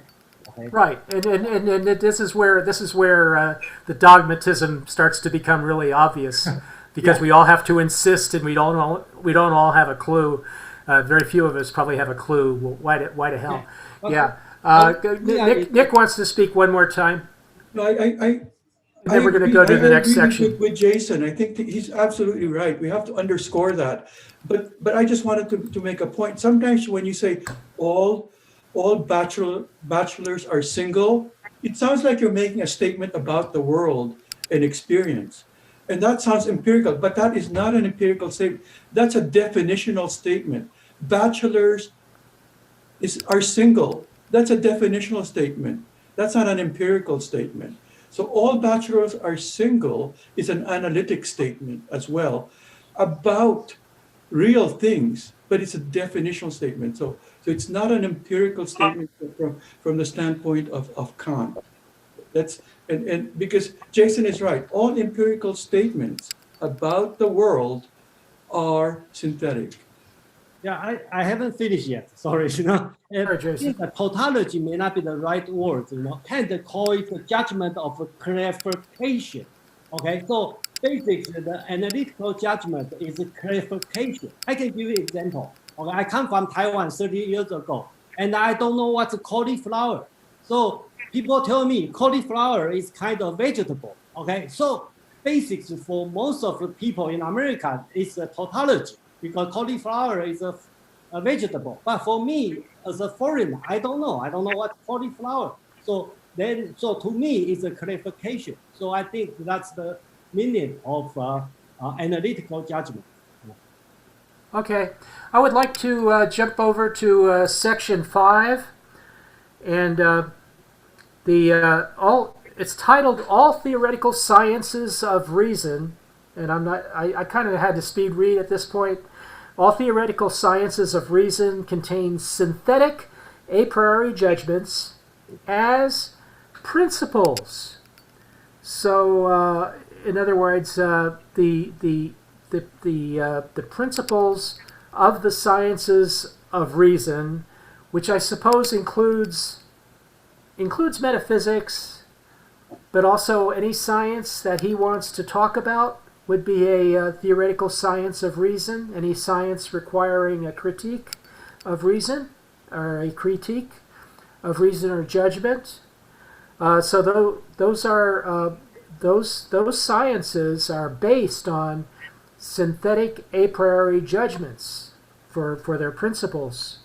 So, rather than laws of nature, for example. So, and he elaborates on that in the critique of practical reason. So, this is probably pretty important, but there's a lot of stuff about the math in here and so forth. Anyone else wants to talk about this is welcome to wax intelligent on the sciences of reason and the principles of the principles established through synthetic a priori judgments. So, because those are the expansive judgments, the ones that create, between quotes, knowledge. Hey, So, and like better reasoning. What do they call that? Critical reasoning, knowledge. Good things that we can think by ourselves. So, who wants to speak? That's Jason Peng is next. Oh. Sorry, Derek. Yeah, sorry, Derek. Okay, then Nick, you, then Derek. So, okay. So, okay, I think that's the perfect time. I just want to respond for David Jackson talk about he used all objects fall at the same rate, and he called it. He said, okay, that's empirical, okay, because you have to go outside to see all the objects fall at the same rate. But I think it's perfect here. Kant to talk about all the scientific content as or the synthetic a priori judgment are content as a principle in all theoretical science. So we can look at this way. Actually, all objects fall at the same rate. It can be a priori synthetic because you can analyze in this way. That's the Galleria's analysis, right? We talk about if you consider a big ball and a small ball, right? You tie together, you fall. If you assume the big ball fall faster, then the big ball is going to pull the small ball, right? So, and if you don't have to go outside to do the experiment, right? You just, by thinking, doesn't matter, all objects will fall at the same rate. So that's the way to think about it, because scientifically, you can use synthetic a priori way of thinking as a principle. That's the example. You don't have to go to do the experience. Another example, I think Kant also give the example. For example, Newton's third law, right? Action and the reaction are equal. Okay, you don't have to go outside to measure it. You can analyze. Okay, from your intuition, you can get this result. So it's another example of the synthetic a priori. So that's the right. case. And if we want to understand morality, for example, in the second critique, that's a good place to start with the synthetic, the principles of the synthetic a priori judgments. Next is Nick, you. Sorry. Yeah, I think Jason kind of, because my question was here in the natural science, that the notion that motion effect and counter effect must always be equal, and the quantity of matter remains unaltered, seemed to me to be not a priori, but Jason explained why it's a priori, because you can think it through in logic. But to me, they're very hard. I mean, Aristotle, one of our greatest thinkers, never thought that in logic. He had the opposite conclusion. So it seems to me like this, to me, this is questionable, the a prioriness of this whole thing, that you can think it through. It's really the experience that shows us that this is true. But Right, and but the one can argue language. both ways. Right. I'm thinking. I'm sorry. Thinking it through is not the test for Kant. Gravity and almost all the laws of physics for Kant are a posteriori. They're empirical. Yes. Only things like substance is never created or destroyed. Every event has a cause. Everything in space or time is a magnitude, and all sensation has an intensity. Those are Kant's synthetic a priori principles. But the particular facts like gravity, all that stuff is a posteriori. So why does it say here that motion effect and counter effect must always be equal? That it's saying is a priori. That's built into his third of the three relational judgments. Remember the subject predicate, if then, and or. That action reaction equality is part of the or rule. That's a bona fide category. Okay. So there is So that's in one of the chapters of the body of the work, Scott. Right. If a sentence comes directly out of our necessary grammatical forms, which is the glue that Kant says we use to put sensations together into the experience of physical things, if those operators have side effects. For example, even Aristotle said this. Aristotle said that our metaphysical idea of substance is a side effect of the grammatical subject. He actually says this. So Kant is going off on this, and Kant is determined to gather all the categories from grammar, not just two. Remember, Aristotle derived two categories from grammar, and the rest he picked up by looking around. Kant said that embarrassment to philosophy, it's not scientific. You shouldn't pick things up by looking around. You should find a single axiom and then turn the logical crank. That's the deductive method, right? And out pop all of these things. So he's just going to begin with the seeds of grammar, and from this, he's going to try to derive not Newton's laws, but Newton's super laws, like action, reaction, and stuff like that. But not the law of gravity and things like that. Right. So Aristotle sort of believed that logic was language, which of course the Christians picked up on, and then basically Scott is telling us that Kant did pick up something from Aristotle, so that's good. That's very interesting. The notion of the categories. He gets the categories from Aristotle, and he gets his judgment forms from Aristotle. But then he commits the ultimate sin by trying to derive semantics from syntax. That's something Aristotle would never do. But Kant thought that was the only way to make sure that the science and metaphysics could be complete. It can only be complete by beginning with a complete system and analyzing it. And remember, for Kant, there's only one complete system in the world, and that's logic. So logic hasn't changed in 2,000 years, but it's supposed to be evidence of completeness. And if you start there and divide it into parts and then try to grow physics from those parts, that's the way to do it. So that's how he's going to do his metaphysics. Right. And then Kant disagrees with Aristotle and what the categories are. But anyway, so the next one is Derek. Sorry. Oh, yes, okay. So can we say then, firstly, I would have liked to go back to ask the question. You noted the idea of sciences of reason. Are sciences of reason logic, the sciences of logic, or are they modern physics? I'm a bit confused by that. I imagine he's speaking about logic here. That's right. That's actually the whole purpose of the critique of the positive program. There's the faith program, but the positive physics program of the critique is exactly what you just said. He wants to elevate Newtonian mechanics to the same level as geometry and logic. In fact, he says that in this section. Well, he uses the term theoretical sciences of reason. So that makes me think he's only talking about things like the practical reason, morality, metaphysics. He's not talking about empirical science. That's the one thing that he's not, when he says theoretical science of reason, he's leaving that out, I think. He's talking about logic, math, and physics. But physics Logic, is a math, big and physics. add-on. And physics Why is wouldn't he?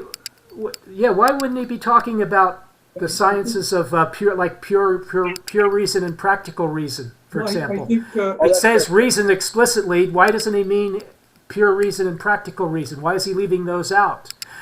Since they are theoretical also, or is he saying, are you saying, Scott, that those are not theoretical?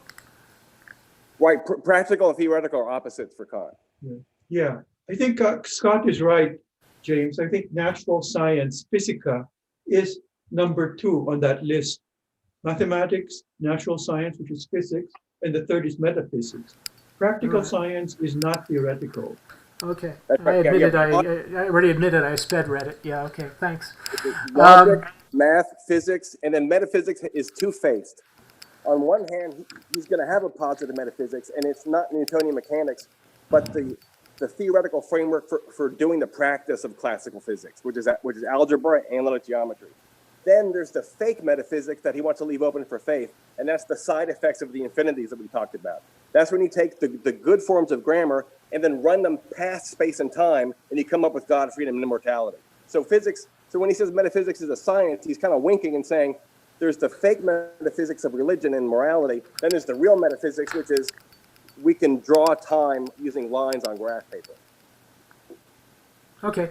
The next section is called the general problems of pure reason, or the general problem of pure reason, but then it turns out to be a bunch of questions. The first one is how are synthetic judgments possible a priori? The second one is then there's 2 more. There's how are pure mathematics possible? Is pure natural science possible? I guess that's what you were talking about, Scott.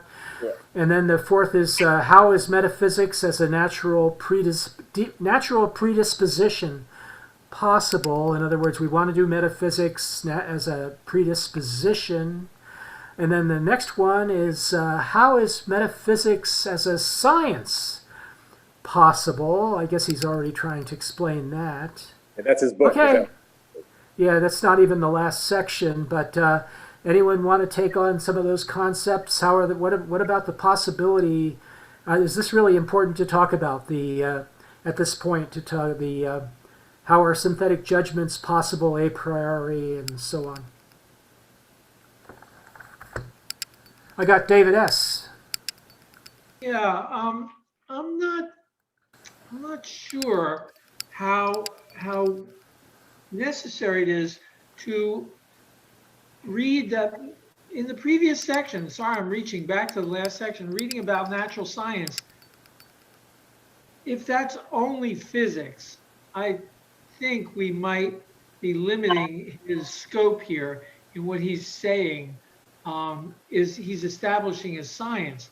And all he's saying is that there are synthetic a prioris, which means that we are reaching beyond empirical experience when we do these sciences. He argues that these are not necessary. These are not apodictic truths. These, in a sense, in other words, we can falsify them, and we will have to throw them out and revise these synthetic a priori things. The law of gravity has to be thrown out and corrected. But we're going to have a new synthetic a priori, because that is the way we have experience of the natural world. It's the only way to have it, by assuming there is substance and then extrapolating, but we can't extrapolate into the future. And we have to use our principles in the science, which are a priori. So we're working in these things which are contingent knowledge, which are called the sciences, and which can always change, but not morals. That's apodictic. It's not based on any empirical external thing that you can have ever disproved. So there are two realms of certainty. Natural science and empirical science would describe the real physical world, which you're always wrong about, because it'll be falsified as soon as we have a better instrument, and morals, which is an entirely different area. Okay. But there's I'll, some sentences I'll about assume. There are some Yeah. sentences about physics for Kant that can't be falsified. It's just a few. There's just 8 of them. Like no substance is created or destroyed. So that one is going to stay forever. But that's not true. The law of conservation of mass energy. It's not true. Of course, it's not true. Space expands, energy is created as it expands. It's not true. It's the way we think of things until we measure and say, oh, well, there's a world that's telling us we have to change what we, that a priori went down the tubes, Well, So- that's what he's talking about. He's only talking about human experience. Like we know that space is not Euclidean, but he's only talking about how does space have to be for cognizers like us to be self-conscious. And so in that case, it is Euclidean. But just by the way, when was the law of conservation overturned? Well, he's asking about the possibility. In other words, he is just simply saying that we want there to be a pure natural science, like gravitation or whatever we're talking about, but this idea of the conservation of energy. But on the other hand, it's given. But what we have to do is put forth the essential purpose of metaphysics in order to answer the question. We have to put forward metaphysics as a natural predisposition. So in other words, each question, I guess in this series of questions about possibility, ends up asking another question. So that's how he gets to the question of how is metaphysics as a natural predisposition possible. So that's really interesting. Interesting debate. Derek, you're next. Oh yeah, okay.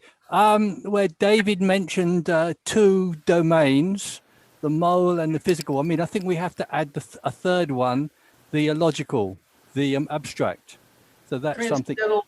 Transcendental logic. Oh yeah. Okay. That's part of the critique of pure reason, right? Okay. And what would it's very contested. I mean, this was an earlier point. It's very contested that mathematics is synthetic. I mean, a lot of people would hold that mathematics is abstract through and through. It doesn't refer to the empirical. Depends on how you look at it.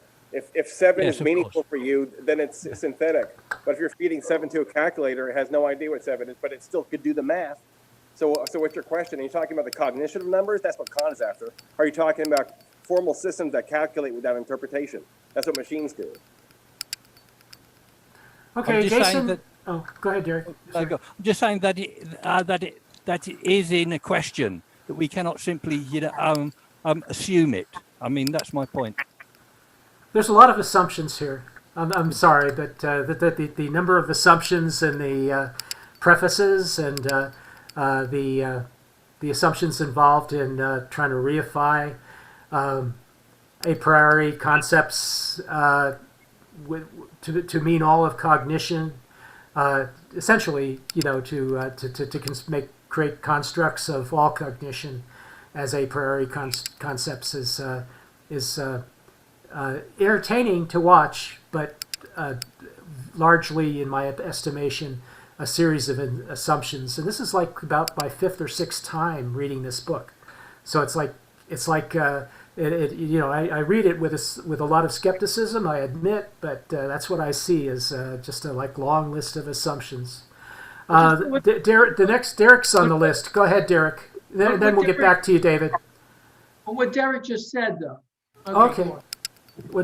Derek, that was Jason. Derek's next. Derek, you're on mute. Oh, you're on mute, Derek. Derek, could you unmute yourself? I can do it. Ask to unmute. I can only ask. Derek, you're on mute. Sorry, I mean, I'll just briefly say that this is why Kant is such an important thinker for us to get to grips with, because he makes a lot of assumptions that we have to tackle. We might want to tackle some of these assumptions, but I suggest reading Aristotle to get your mind clear. This Derek is that was Derek, and next is Nick Yu, and then David S. Right? Okay. I think David's ahead of me. Okay. Okay, so I thought Derek had said this. So what mathematics is different from transcendental logic, and it's different from metaphysics, which are totally speculative sciences for reason. Mathematics is based on intuition, so it has a different ground. It's based on things you actually count, visualize, picture. It starts there. That's the basis when he's talking about mathematics. So it's really different from pure conceptualism. It's just he points out this distinction. What about the traditional way of learning mathematics, which is by rote? Nick, did you have your hand up? Yeah, but I changed my mind. Thank you. Okay, sure. Next is we don't have anybody's hand. There, Scott, go. So Kant makes a big deal about how he's not a material idealist, which are these naive but well-meaning, religiously inclined thinkers like Descartes and Leibniz and Spinoza, who begin by assuming needy material principles. So Kant says, I'm only going to assume three things: principle of non-contradiction, principle of sufficient reason, the subject-predicate form, and space and time. That's it. So he's very, very careful. And Hegel made this his theme also. Instead of actually, all of rationalism has a dream of assuming as little as possible and deriving as much as possible. In fact, the dream of rationalism would be to assume nothing at all, and from that derive the whole universe, right? That's what Descartes hoped to do. That's what Leibniz wanted to do. So Kant says we can't do that, but I'll get really damn close. So he doesn't assume any categories. Did you know that? None of the categories are assumed. He only assumes grammar, space, and time. And from that, he's going to try to derive these categories. Yeah, I like that. The fact that he assumes time is a priori. And then did we have any more comments on the? I've still got one more speaker here, David Jackson.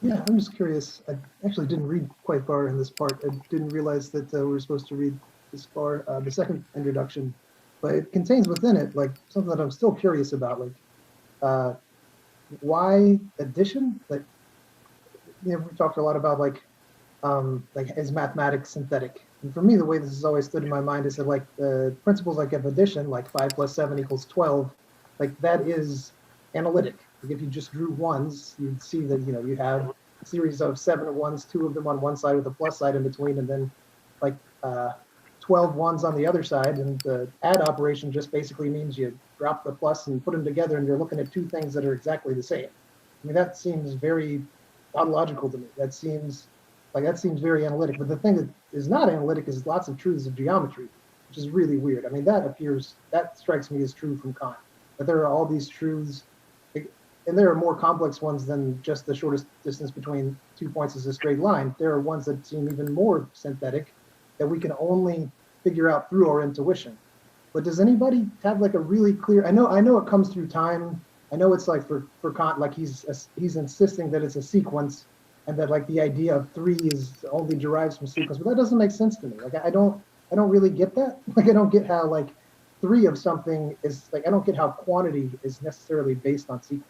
Does anybody really understand how that's like necessarily true? Like that's what doesn't. Kant would agree with you that arithmetic is analytic, except then he would ask you what a unit is, and then you'd be in trouble. But if as long as you don't ask you what the thing is that you're adding and subtracting, you're right. It's all blind calculation, no interpretation required. What a unit is? Like just like what 1 is? What is one? Because one is a metaphysical principle. David, in Aristotle, he describes there's 2 metaphysical principles. The one is one, and the other is being. And you know, he didn't know what was going to happen in 1926 with Heidegger, but the base metaphysical principle is unity. So the singularity, if you will. So, and of course the abstract mathematicians know that a large part of their existence has been creating things from one. So that's the abstract notion of algebra is creating things from one. So so there is substance to that. Yeah, I would have to assume one, but I guess like what I'm just looking at and what Kant's saying, like he's trying to say that like 7 and 5 are not contained in 12, but they are though. They both have 12 ones. But it requires an operation. When he says contained, he's being really anal. He means like, do you actually see the 12 in 7 space plus space 5? Do you really see a 12 in there? And the answer is no. Yeah. You have to We're using a 10-base system. You have to dismember the 7 and the 5 and then wrap them in a new circle. So you have a set of 5, set of 7. You have to take the wrappers off of them, combine the units together, and then put a new wrapper around them. He thinks those are steps. Those are actions that you're taking. And if it requires actions like that, then you're screwed. It's not found as contained. You see what I mean? Dave, can I give you another case to think about since you have this question I think everyone in math has? Is 1,999, is the concept of 1,000 the concept of 999 plus 1? Is that what the concept of 1,000 is? Then it is analytic. But what about 500 and 500? Is it also the concept of 500 and 500? Is it every number and their difference? It can't be all these things. The concept of 1,000 is just the bundle of 1,000. Nobody knows much about it, so we explore it in mathematics. So we say, look, it doesn't have a perfect square root. How interesting. But it's the square root of 1,000,000. We don't know. It's not the square root of 1,000,000 analytically, but you can prove it by deduction because it contradicts not to. It's a tautology in some system, but it is not an analytic judgment if you think of the concepts so separately that you have to put them together and kneel them, like Scott was saying, by some effort of combining concepts. I like the word anneal. That's pretty good. Jason Peng is next. Thank you, Scott David. Yeah, I think everybody already explained clearly about and I for some reason I don't see that's the problem. 7 plus 5 is 12.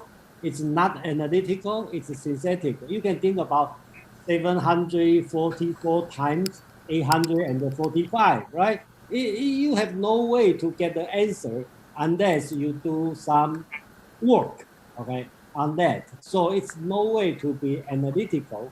But I think more important is Kant probably don't want to argue with you about this. Basics, that's his definition, I think. You want to define in this way, then he can continue on his work, okay? So if you put everything mathematics as analytical, then he has no work to do. I didn't make it a simple answer on this. That's his definition, and that's groundwork. If you disagree, then you probably have no way to continue. Okay, you can say I reject Kant totally. Yeah, that's fine. But a lot of people reject Kant totally, so that's not a problem.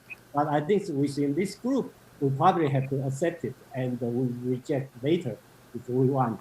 So that's my. I think when we get to Hegel, we'll learn how to reject Kant. Yeah, that's the idea. If we do Hegel. I'd like to mention, in this section, to me, the important is on B23. Okay, on B23, he said that the dogmatic use of it, which is the reason, without critique, on the contrary, lead to groundless assertion. Okay. And then later on, he said this to skepticism. Okay, so I think here Kant is make a very. I think continuously we will find a lot of language are difficult, but I think Kant is still a very difficult project. He want to promote the usage of pure reason, but in a way he want to limit to use it without critique. okay, which will lead to skepticism, okay, or dogmatism. Okay, that's what he tried to do. So you will find out he tried Exactly. to balance on two sides. Yeah. Yeah, exactly. My point is, he's scared to death of skepticism. And to be clear of skepticism, you have to have dogmatism. So that's He don't want to be dogmatism. Yeah. that's what I'm reading here. I'm reading. He is scared of skepticism. He wants nothing to do with it. He wants none of that left. And how he's going to handle it? He's going to establish a dogma that's going to take care of it. And you can talk about all this work he has to do, and I respect that. In other words, we should respect him because of all this work. We should respect him because pragmatism wasn't invented yet. We've got to respect him because because he's at the end of the 18th century. We have to respect him because David Hume was so sloppy. He was a very sloppy philosopher, and everybody that believes David Hume is a little bit crazy. We know that.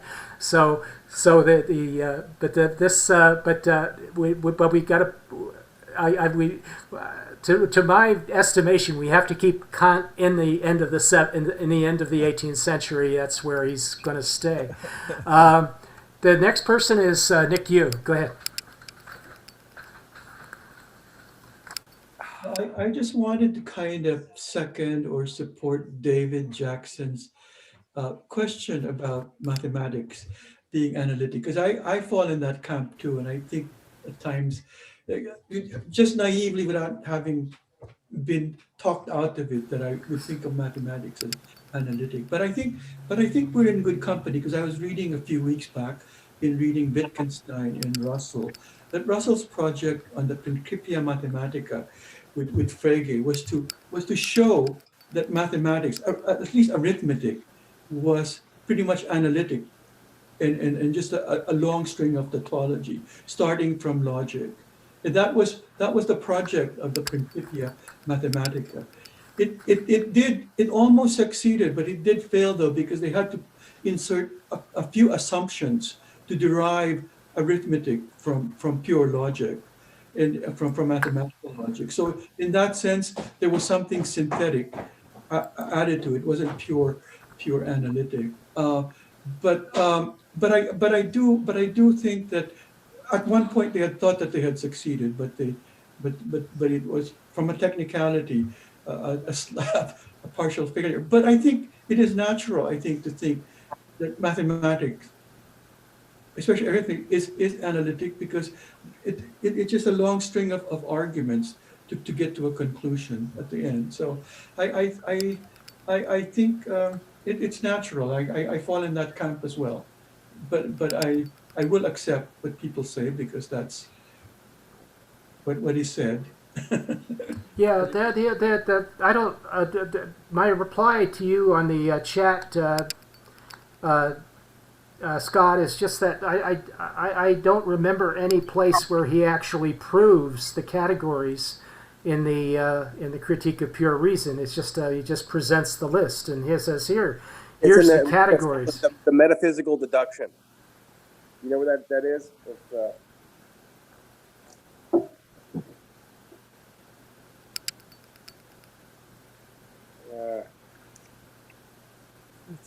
Getting on his neck. Yeah, here it is. Page 119 of Pluhar. It's B91. Like he says, he doesn't. He's very, actually, in the title he says he's not assuming the category. He's going to discover them. He's going to discover them from what he calls forms of judgment, by which he means grammatical or logical forms. He thinks that these don't count as clunky, naive assumptions, because they're the syntactic linkages that allow us to put words together in sentences. He thinks that's necessary. He thinks there's a difference between a word and a proposition. And what gets you from a word to a proposition are types of linkage concepts. He thinks the linkage concepts are non-optional, and so that they count as good candidates for pure concepts. So the pure concepts are actually syntactic forms that, when run on space and time, bloom into these meaty things that we take to be Thank you. substance, modality, magnitude. Right there. Sorry, Scott. That was good explanation. So you're just saying that he's using space and time for a model to use these operators he calls the categories, and that if you just keep that in mind, you'll get the ingenuity involved there. That's good. Okay, so that's getting ahead of ourselves quite a bit, but thank you, Scott. I appreciate your answer. Next is Joe Blumenberg. Yes. So I'm still trying to wrap my head around kind of what Kant's kind of what are his motives here, and if he says pure reason, if he means pure reason as the power of inference, and he wants to put forth a dogma, then but then he calls all dogmatists followers of Christian Wolff, etc. Then how does he want to? If he calls these people dogmatists, how does he want to put forth a dogma? It doesn't make any sense to me. Well, that's simply my that's my estimation.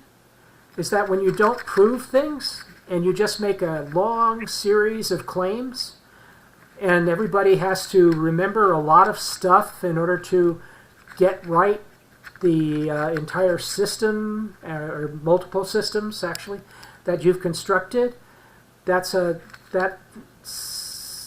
it walks like a duck, it quacks like a duck. That's all my kind of that's kind of my Central Park genius, if you will. I don't have any claim on immortality like Kant does.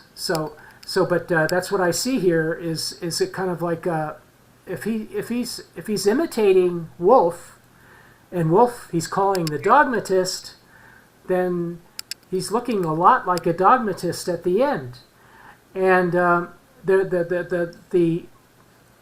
that's just simply my opinion. So you can have opinion that Kant is dogmatic, or you could have an opinion that Kant is the greatest scientist that ever lived. That's fine. It's up to each of us as critics of Kant. And then the other question I think that you had was, what about the God, what was it? It was the categories, I guess. I don't know. What was his motivation? That's it. The motivation is the avoidance of skepticism.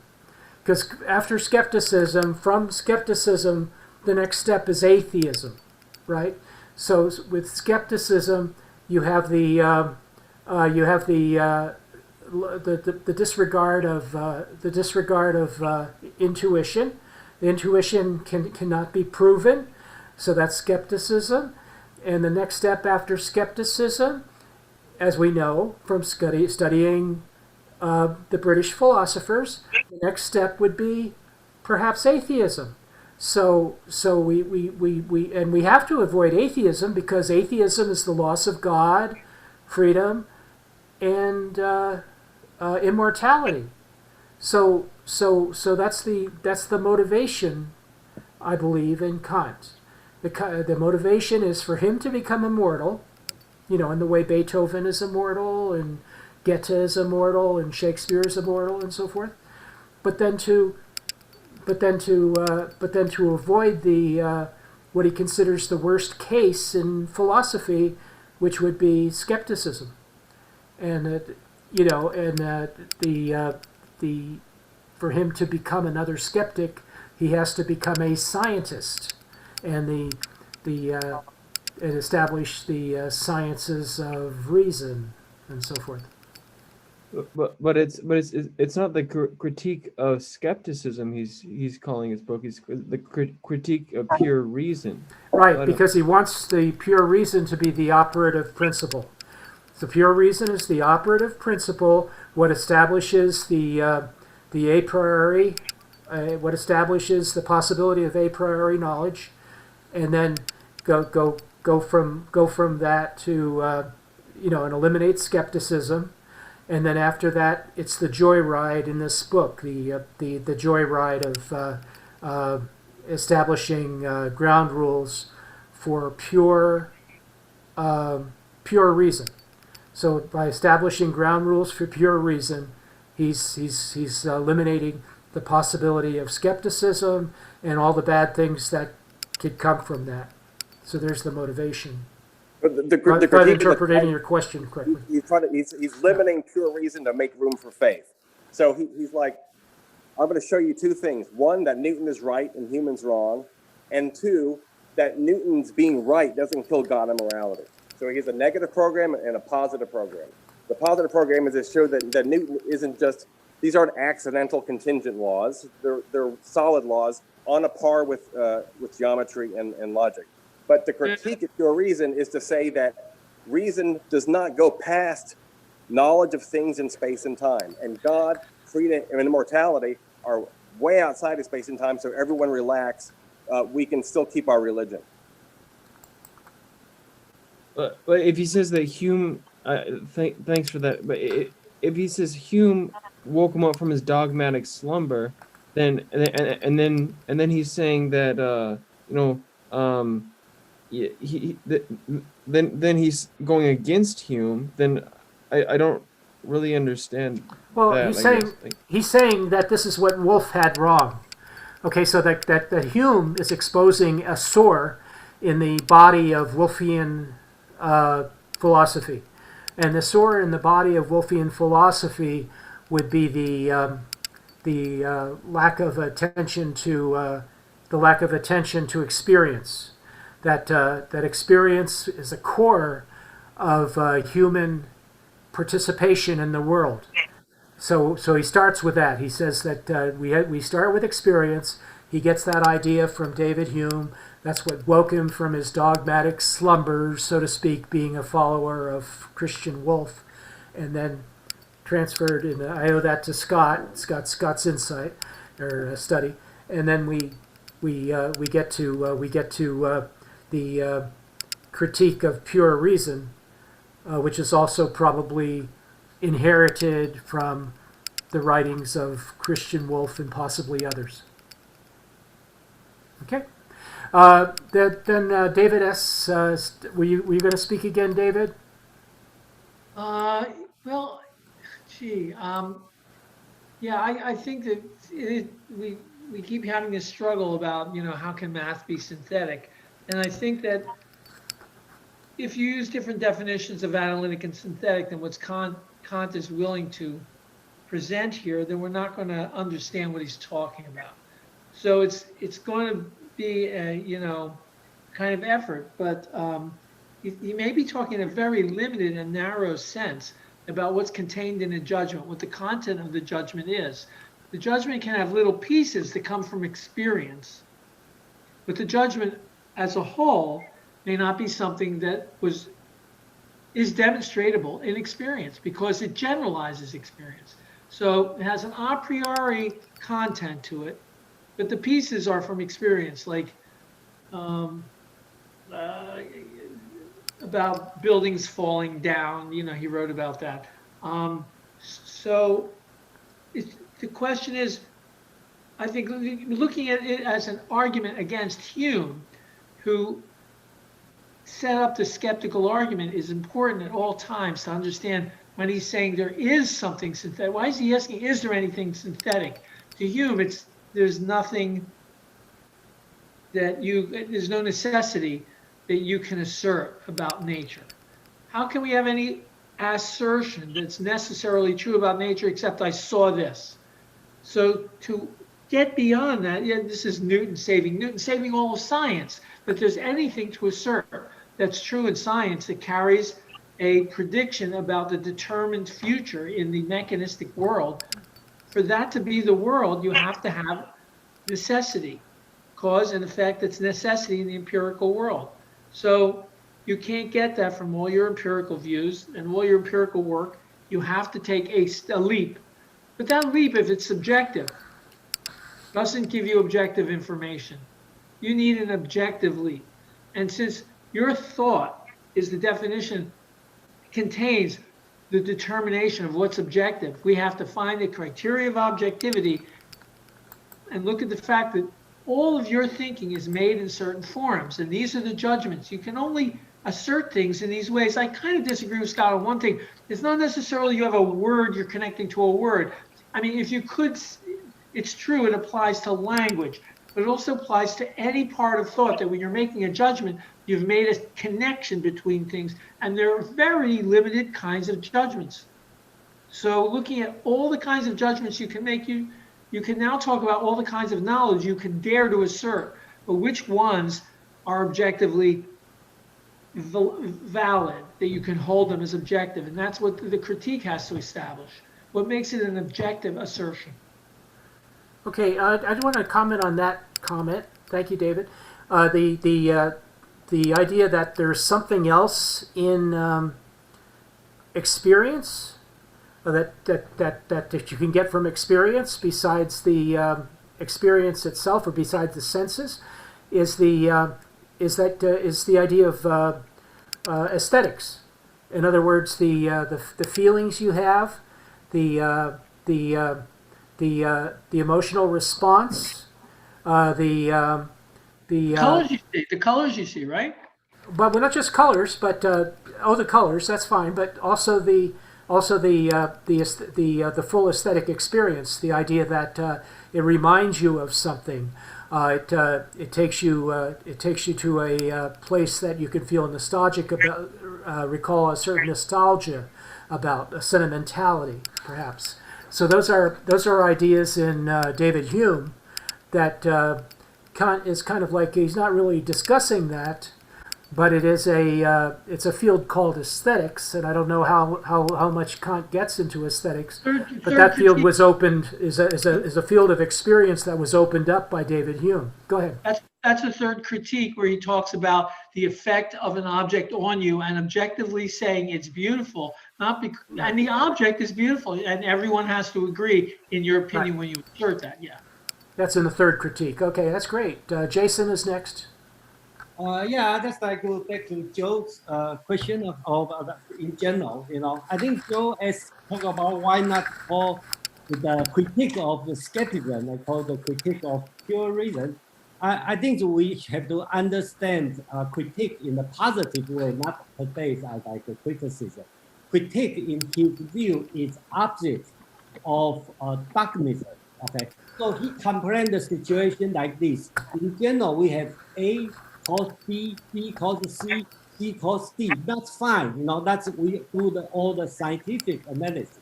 But if we don't go back to original, to critique, okay, of the principle, okay, then we will have the problem A cause B, B cause C, C cause D, D cause E, and all the way through, and to the way far away from our experience. Then, then we become dogmatism, right? Because that's why we go too far, and that's why he called it the critique. He wants to examine the proper use of the principle, a priori synthetic principle.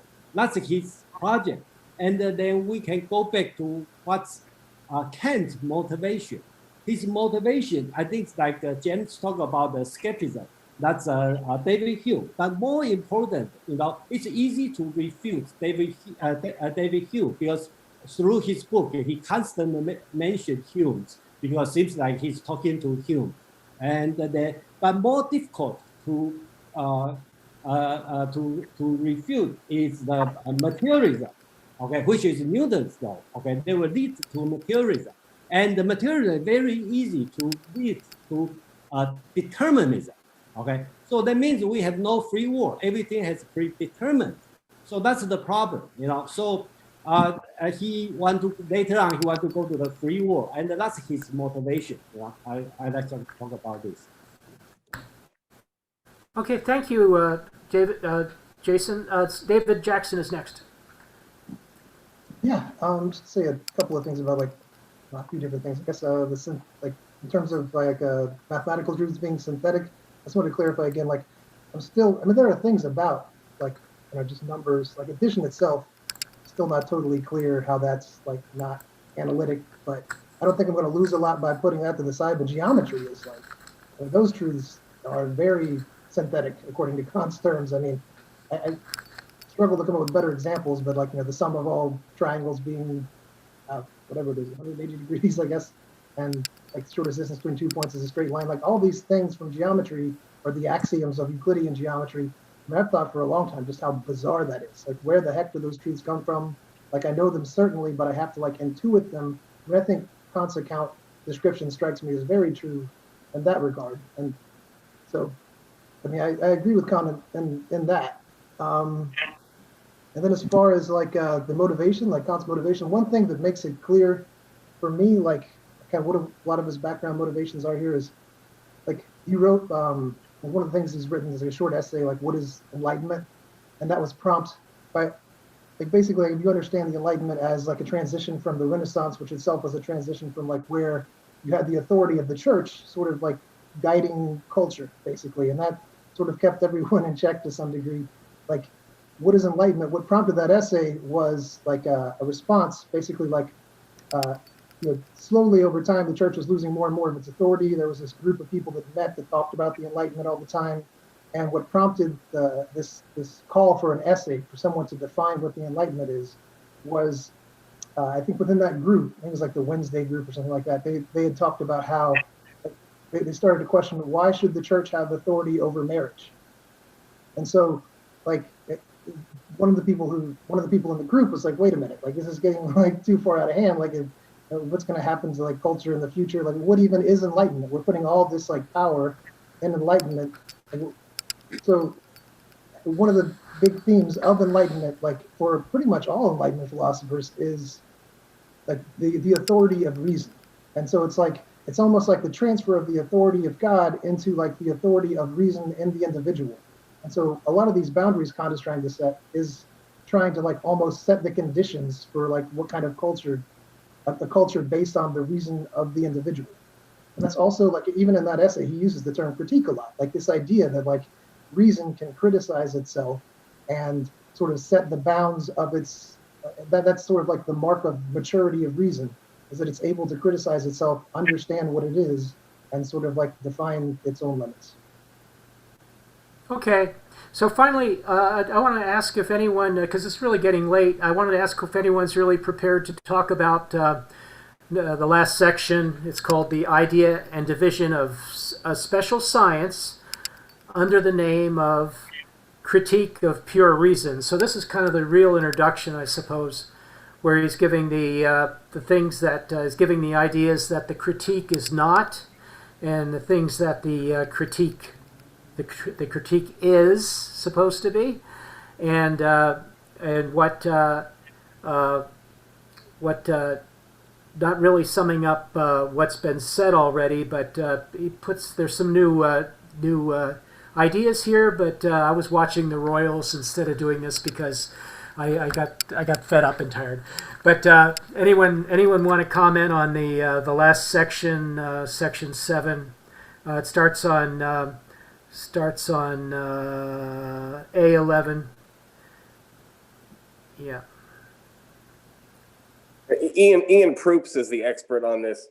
This is some dogmatism right here. But he's distinguishing between a detailed theory with all the stuff filled in and like a minimalist handbook that contains all the essential gems, but the rest you got to work out yourself. So actually, he was looking forward to working out this thing himself. He thought it would take a couple of years. It ended up taking 10 years. So it's a book called The Metaphysical Foundations of Natural Science, where he tries to fill in the details. So all he's saying in this section is, this is not a complete cookbook. This is just like this is a preparatory book for like writing cookbooks. So he wanted to, anyway. So that's kind of an outline thing. Thank you, Scott. Jason? Yeah, and actually, I like this part a lot. Okay. I know. I apologize for not reading it carefully. Okay. I think the best part I recommend is the so-called architectonic. Okay. Okay. Basically, every critique he has doctrine of element, doctrine of method, and on the doctrine of element he has analytic part. and have the dialectic part. So every critique of pure reason, critique of practical reason, critique of power of judgment. Actually, we should call four critique. Critique of judgment of taste, and the critique of judgment of teleology. So each one have this very well structured. Okay, so that's his so-called critique philosophy. Okay, so I think he always. Sometimes I feel that he's obsessed to his structure, but sometimes I have to respect. He always stick with this structure. So that's what I want to say. And I will suggest everybody pay attention on this kind of structure. I just have to say he put a lot of effort to follow his own structure. But that was the structure he inherited from Christian Wolff, and this is the maybe not exactly, but that was the idea, is that everything has to be explained 2 or 3 times, or 4 times maybe, I forget. But the analytic and the dialectic and so forth, and then the dialectic was picked up by Hegel, and Hegel had utmost respect for Kant, and just wanted to disprove the transcendental idealism, and start afresh with a completely phenomenological perspective, but trying to incorporate the logic that he was picking up from Kant's work. But by the way, analytic means good, dialectic means bad. That's how Kant uses these words. That's your point? Okay, good. Thank you, Scott. You really summed up all your you actually threw all your contributions in the trash can, I believe. No, seriously. In all of Kant's books, when he says analytic, that means it's the part you can trust, and the dialectic means the part that is it's pseudo, it's seductive error. Oh, okay. Yeah, because when I read the Practical Reason, I read the Analytic all the way through, made all my notes and everything. And then when I read the Dialectic, it's like, holy shit, why didn't he say this to begin with? So in other words, the Dialectic is a little more human in my estimation. But thank you for your opinion, Scott. I appreciate that. No, it's Kant's definition. Kant defines he said that himself? Yeah. as the logic of illusion. That's the logic of illusion. Okay, cool. Which was my opinion, but this is verbatim from Kant. So that would be right, and that would be a Kantian criticism of Hegel, because Hegel just picked it up wholesale and said, yeah, we're going to do dialectics now. So that's great. Jason. Yeah, I'm done. Yeah. Good night. Okay. Are we going to next week? Yeah, I think there's going to be one next week. We have to. David, are you there? There you go. Yeah, it's already up, actually. It's on the calendar. Okay. 28th. Excellent. Okay. Nick, do you want to close it out? Close it out? Do you have something to say? Close it out. I just wanted to ask an administrative question. What are your plans as far as how far we're going to go with the book? Now that Jason has talked about the parts, up to where are we going to be trying to get to in this book? That's a question for David. Well, I don't think we're going to cover everything. We're just going to go a little bit more. I mean, we've got, I think, 5 more weeks. But we're going to get over as much as we can in those 5 weeks. Oh, so we don't have 5 weeks? Huh? We are not going to finish this book? Not all entirety, no. We should. That's a wonderful book,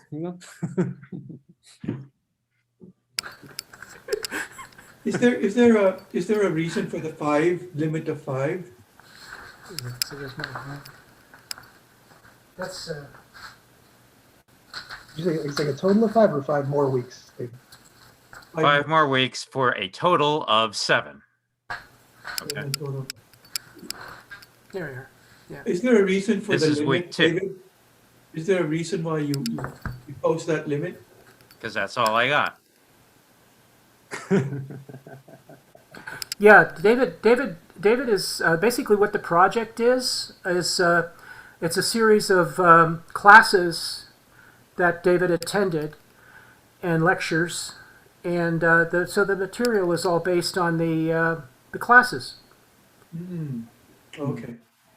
So we missed the fun part.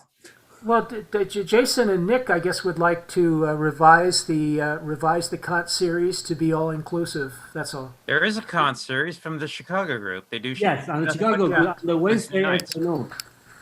Wednesday, 3 o'clock, that was 5 o'clock. No, 3 o'clock is 6 o'clock your time. Okay. Right. Yeah, go to the Chicago. Yeah. I did the Practical Reason. I did Practical Reason with the Chicago guys, and it was only like about 3 guys, and it was like it I'm got there. really You don't like boring. me? Yeah. I'm there, so you don't like me? I'm not. Am I? You were there, Jason. I know Okay. you were there, and Yeah. you're extremely acute in your understanding of everything. Are you sure? But yeah, but I just found it a little bit. It's difficult. I learned that from time to time, it's become argue, and I believe I also have a lot of misunderstanding. And Right. by you talking, people Right. correct me, then that's the only way I can understand. Otherwise, And and I was probably struggling, and wasn't Yeah. hearing a lot of things that sort of like cleared things up for me.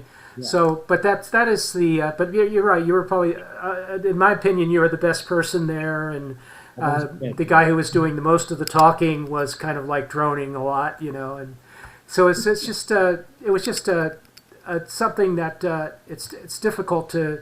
It is. Kant is definitely something difficult to study, even if you start to like the material, because you can the Practical Reason is extremely logical. You can sort of like understanding where he's coming from, what he's arriving at, and then you can.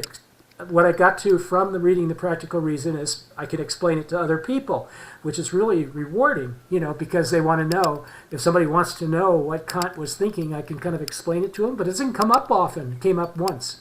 And so he said, what did Kant say about reason, And I kind of explained it to him, or about morals, right? He wanted to know what Kant was saying. And of course, there's like 2 or 3 books on morals, so it's... No, we not only finished the second critique, we finished the whole book of the third critique. Right, which is really long, I take it? It's very long and really Yeah. suffering, really suffering. Oh my God. My understanding is after you read the second critique, you find out you understand the first critique. And when you finish the third critique, you find out I understand the second critique. How do you not turn 100 when you finish the 2 books? Well, I just have to jump in around, and thick skin, to pretend I know and talk about this. And people will yell at me, so that's not right. Then I have to go back to check. So that's the only way to do it. The second critique isn't really long, Joe. So you can when you start the second critique, you can do it in maybe about 6 or 8 weeks. It's not really long. I would suggest to read the groundwork of the metaphysics of moral. That would be that's the best one. Very thin, and then it's most likely it's readable. I think it's readable. Yeah. And the groundwork of the metaphysics of moral. I think that's the best one. Okay. Okay, thank you. Yeah. So thanks, David. This was a wonderful meeting. I think we all got a lot out of it. Yeah, the next one's right on the calendar, 28th. We'll see you again in 7 days from right now. Thank you, everybody. Thank you, Scott. Thank you, everyone. Yeah. Thank you. Jason. See you next week, David. everyone. Thank you, David. Yeah. Good night, Stephen.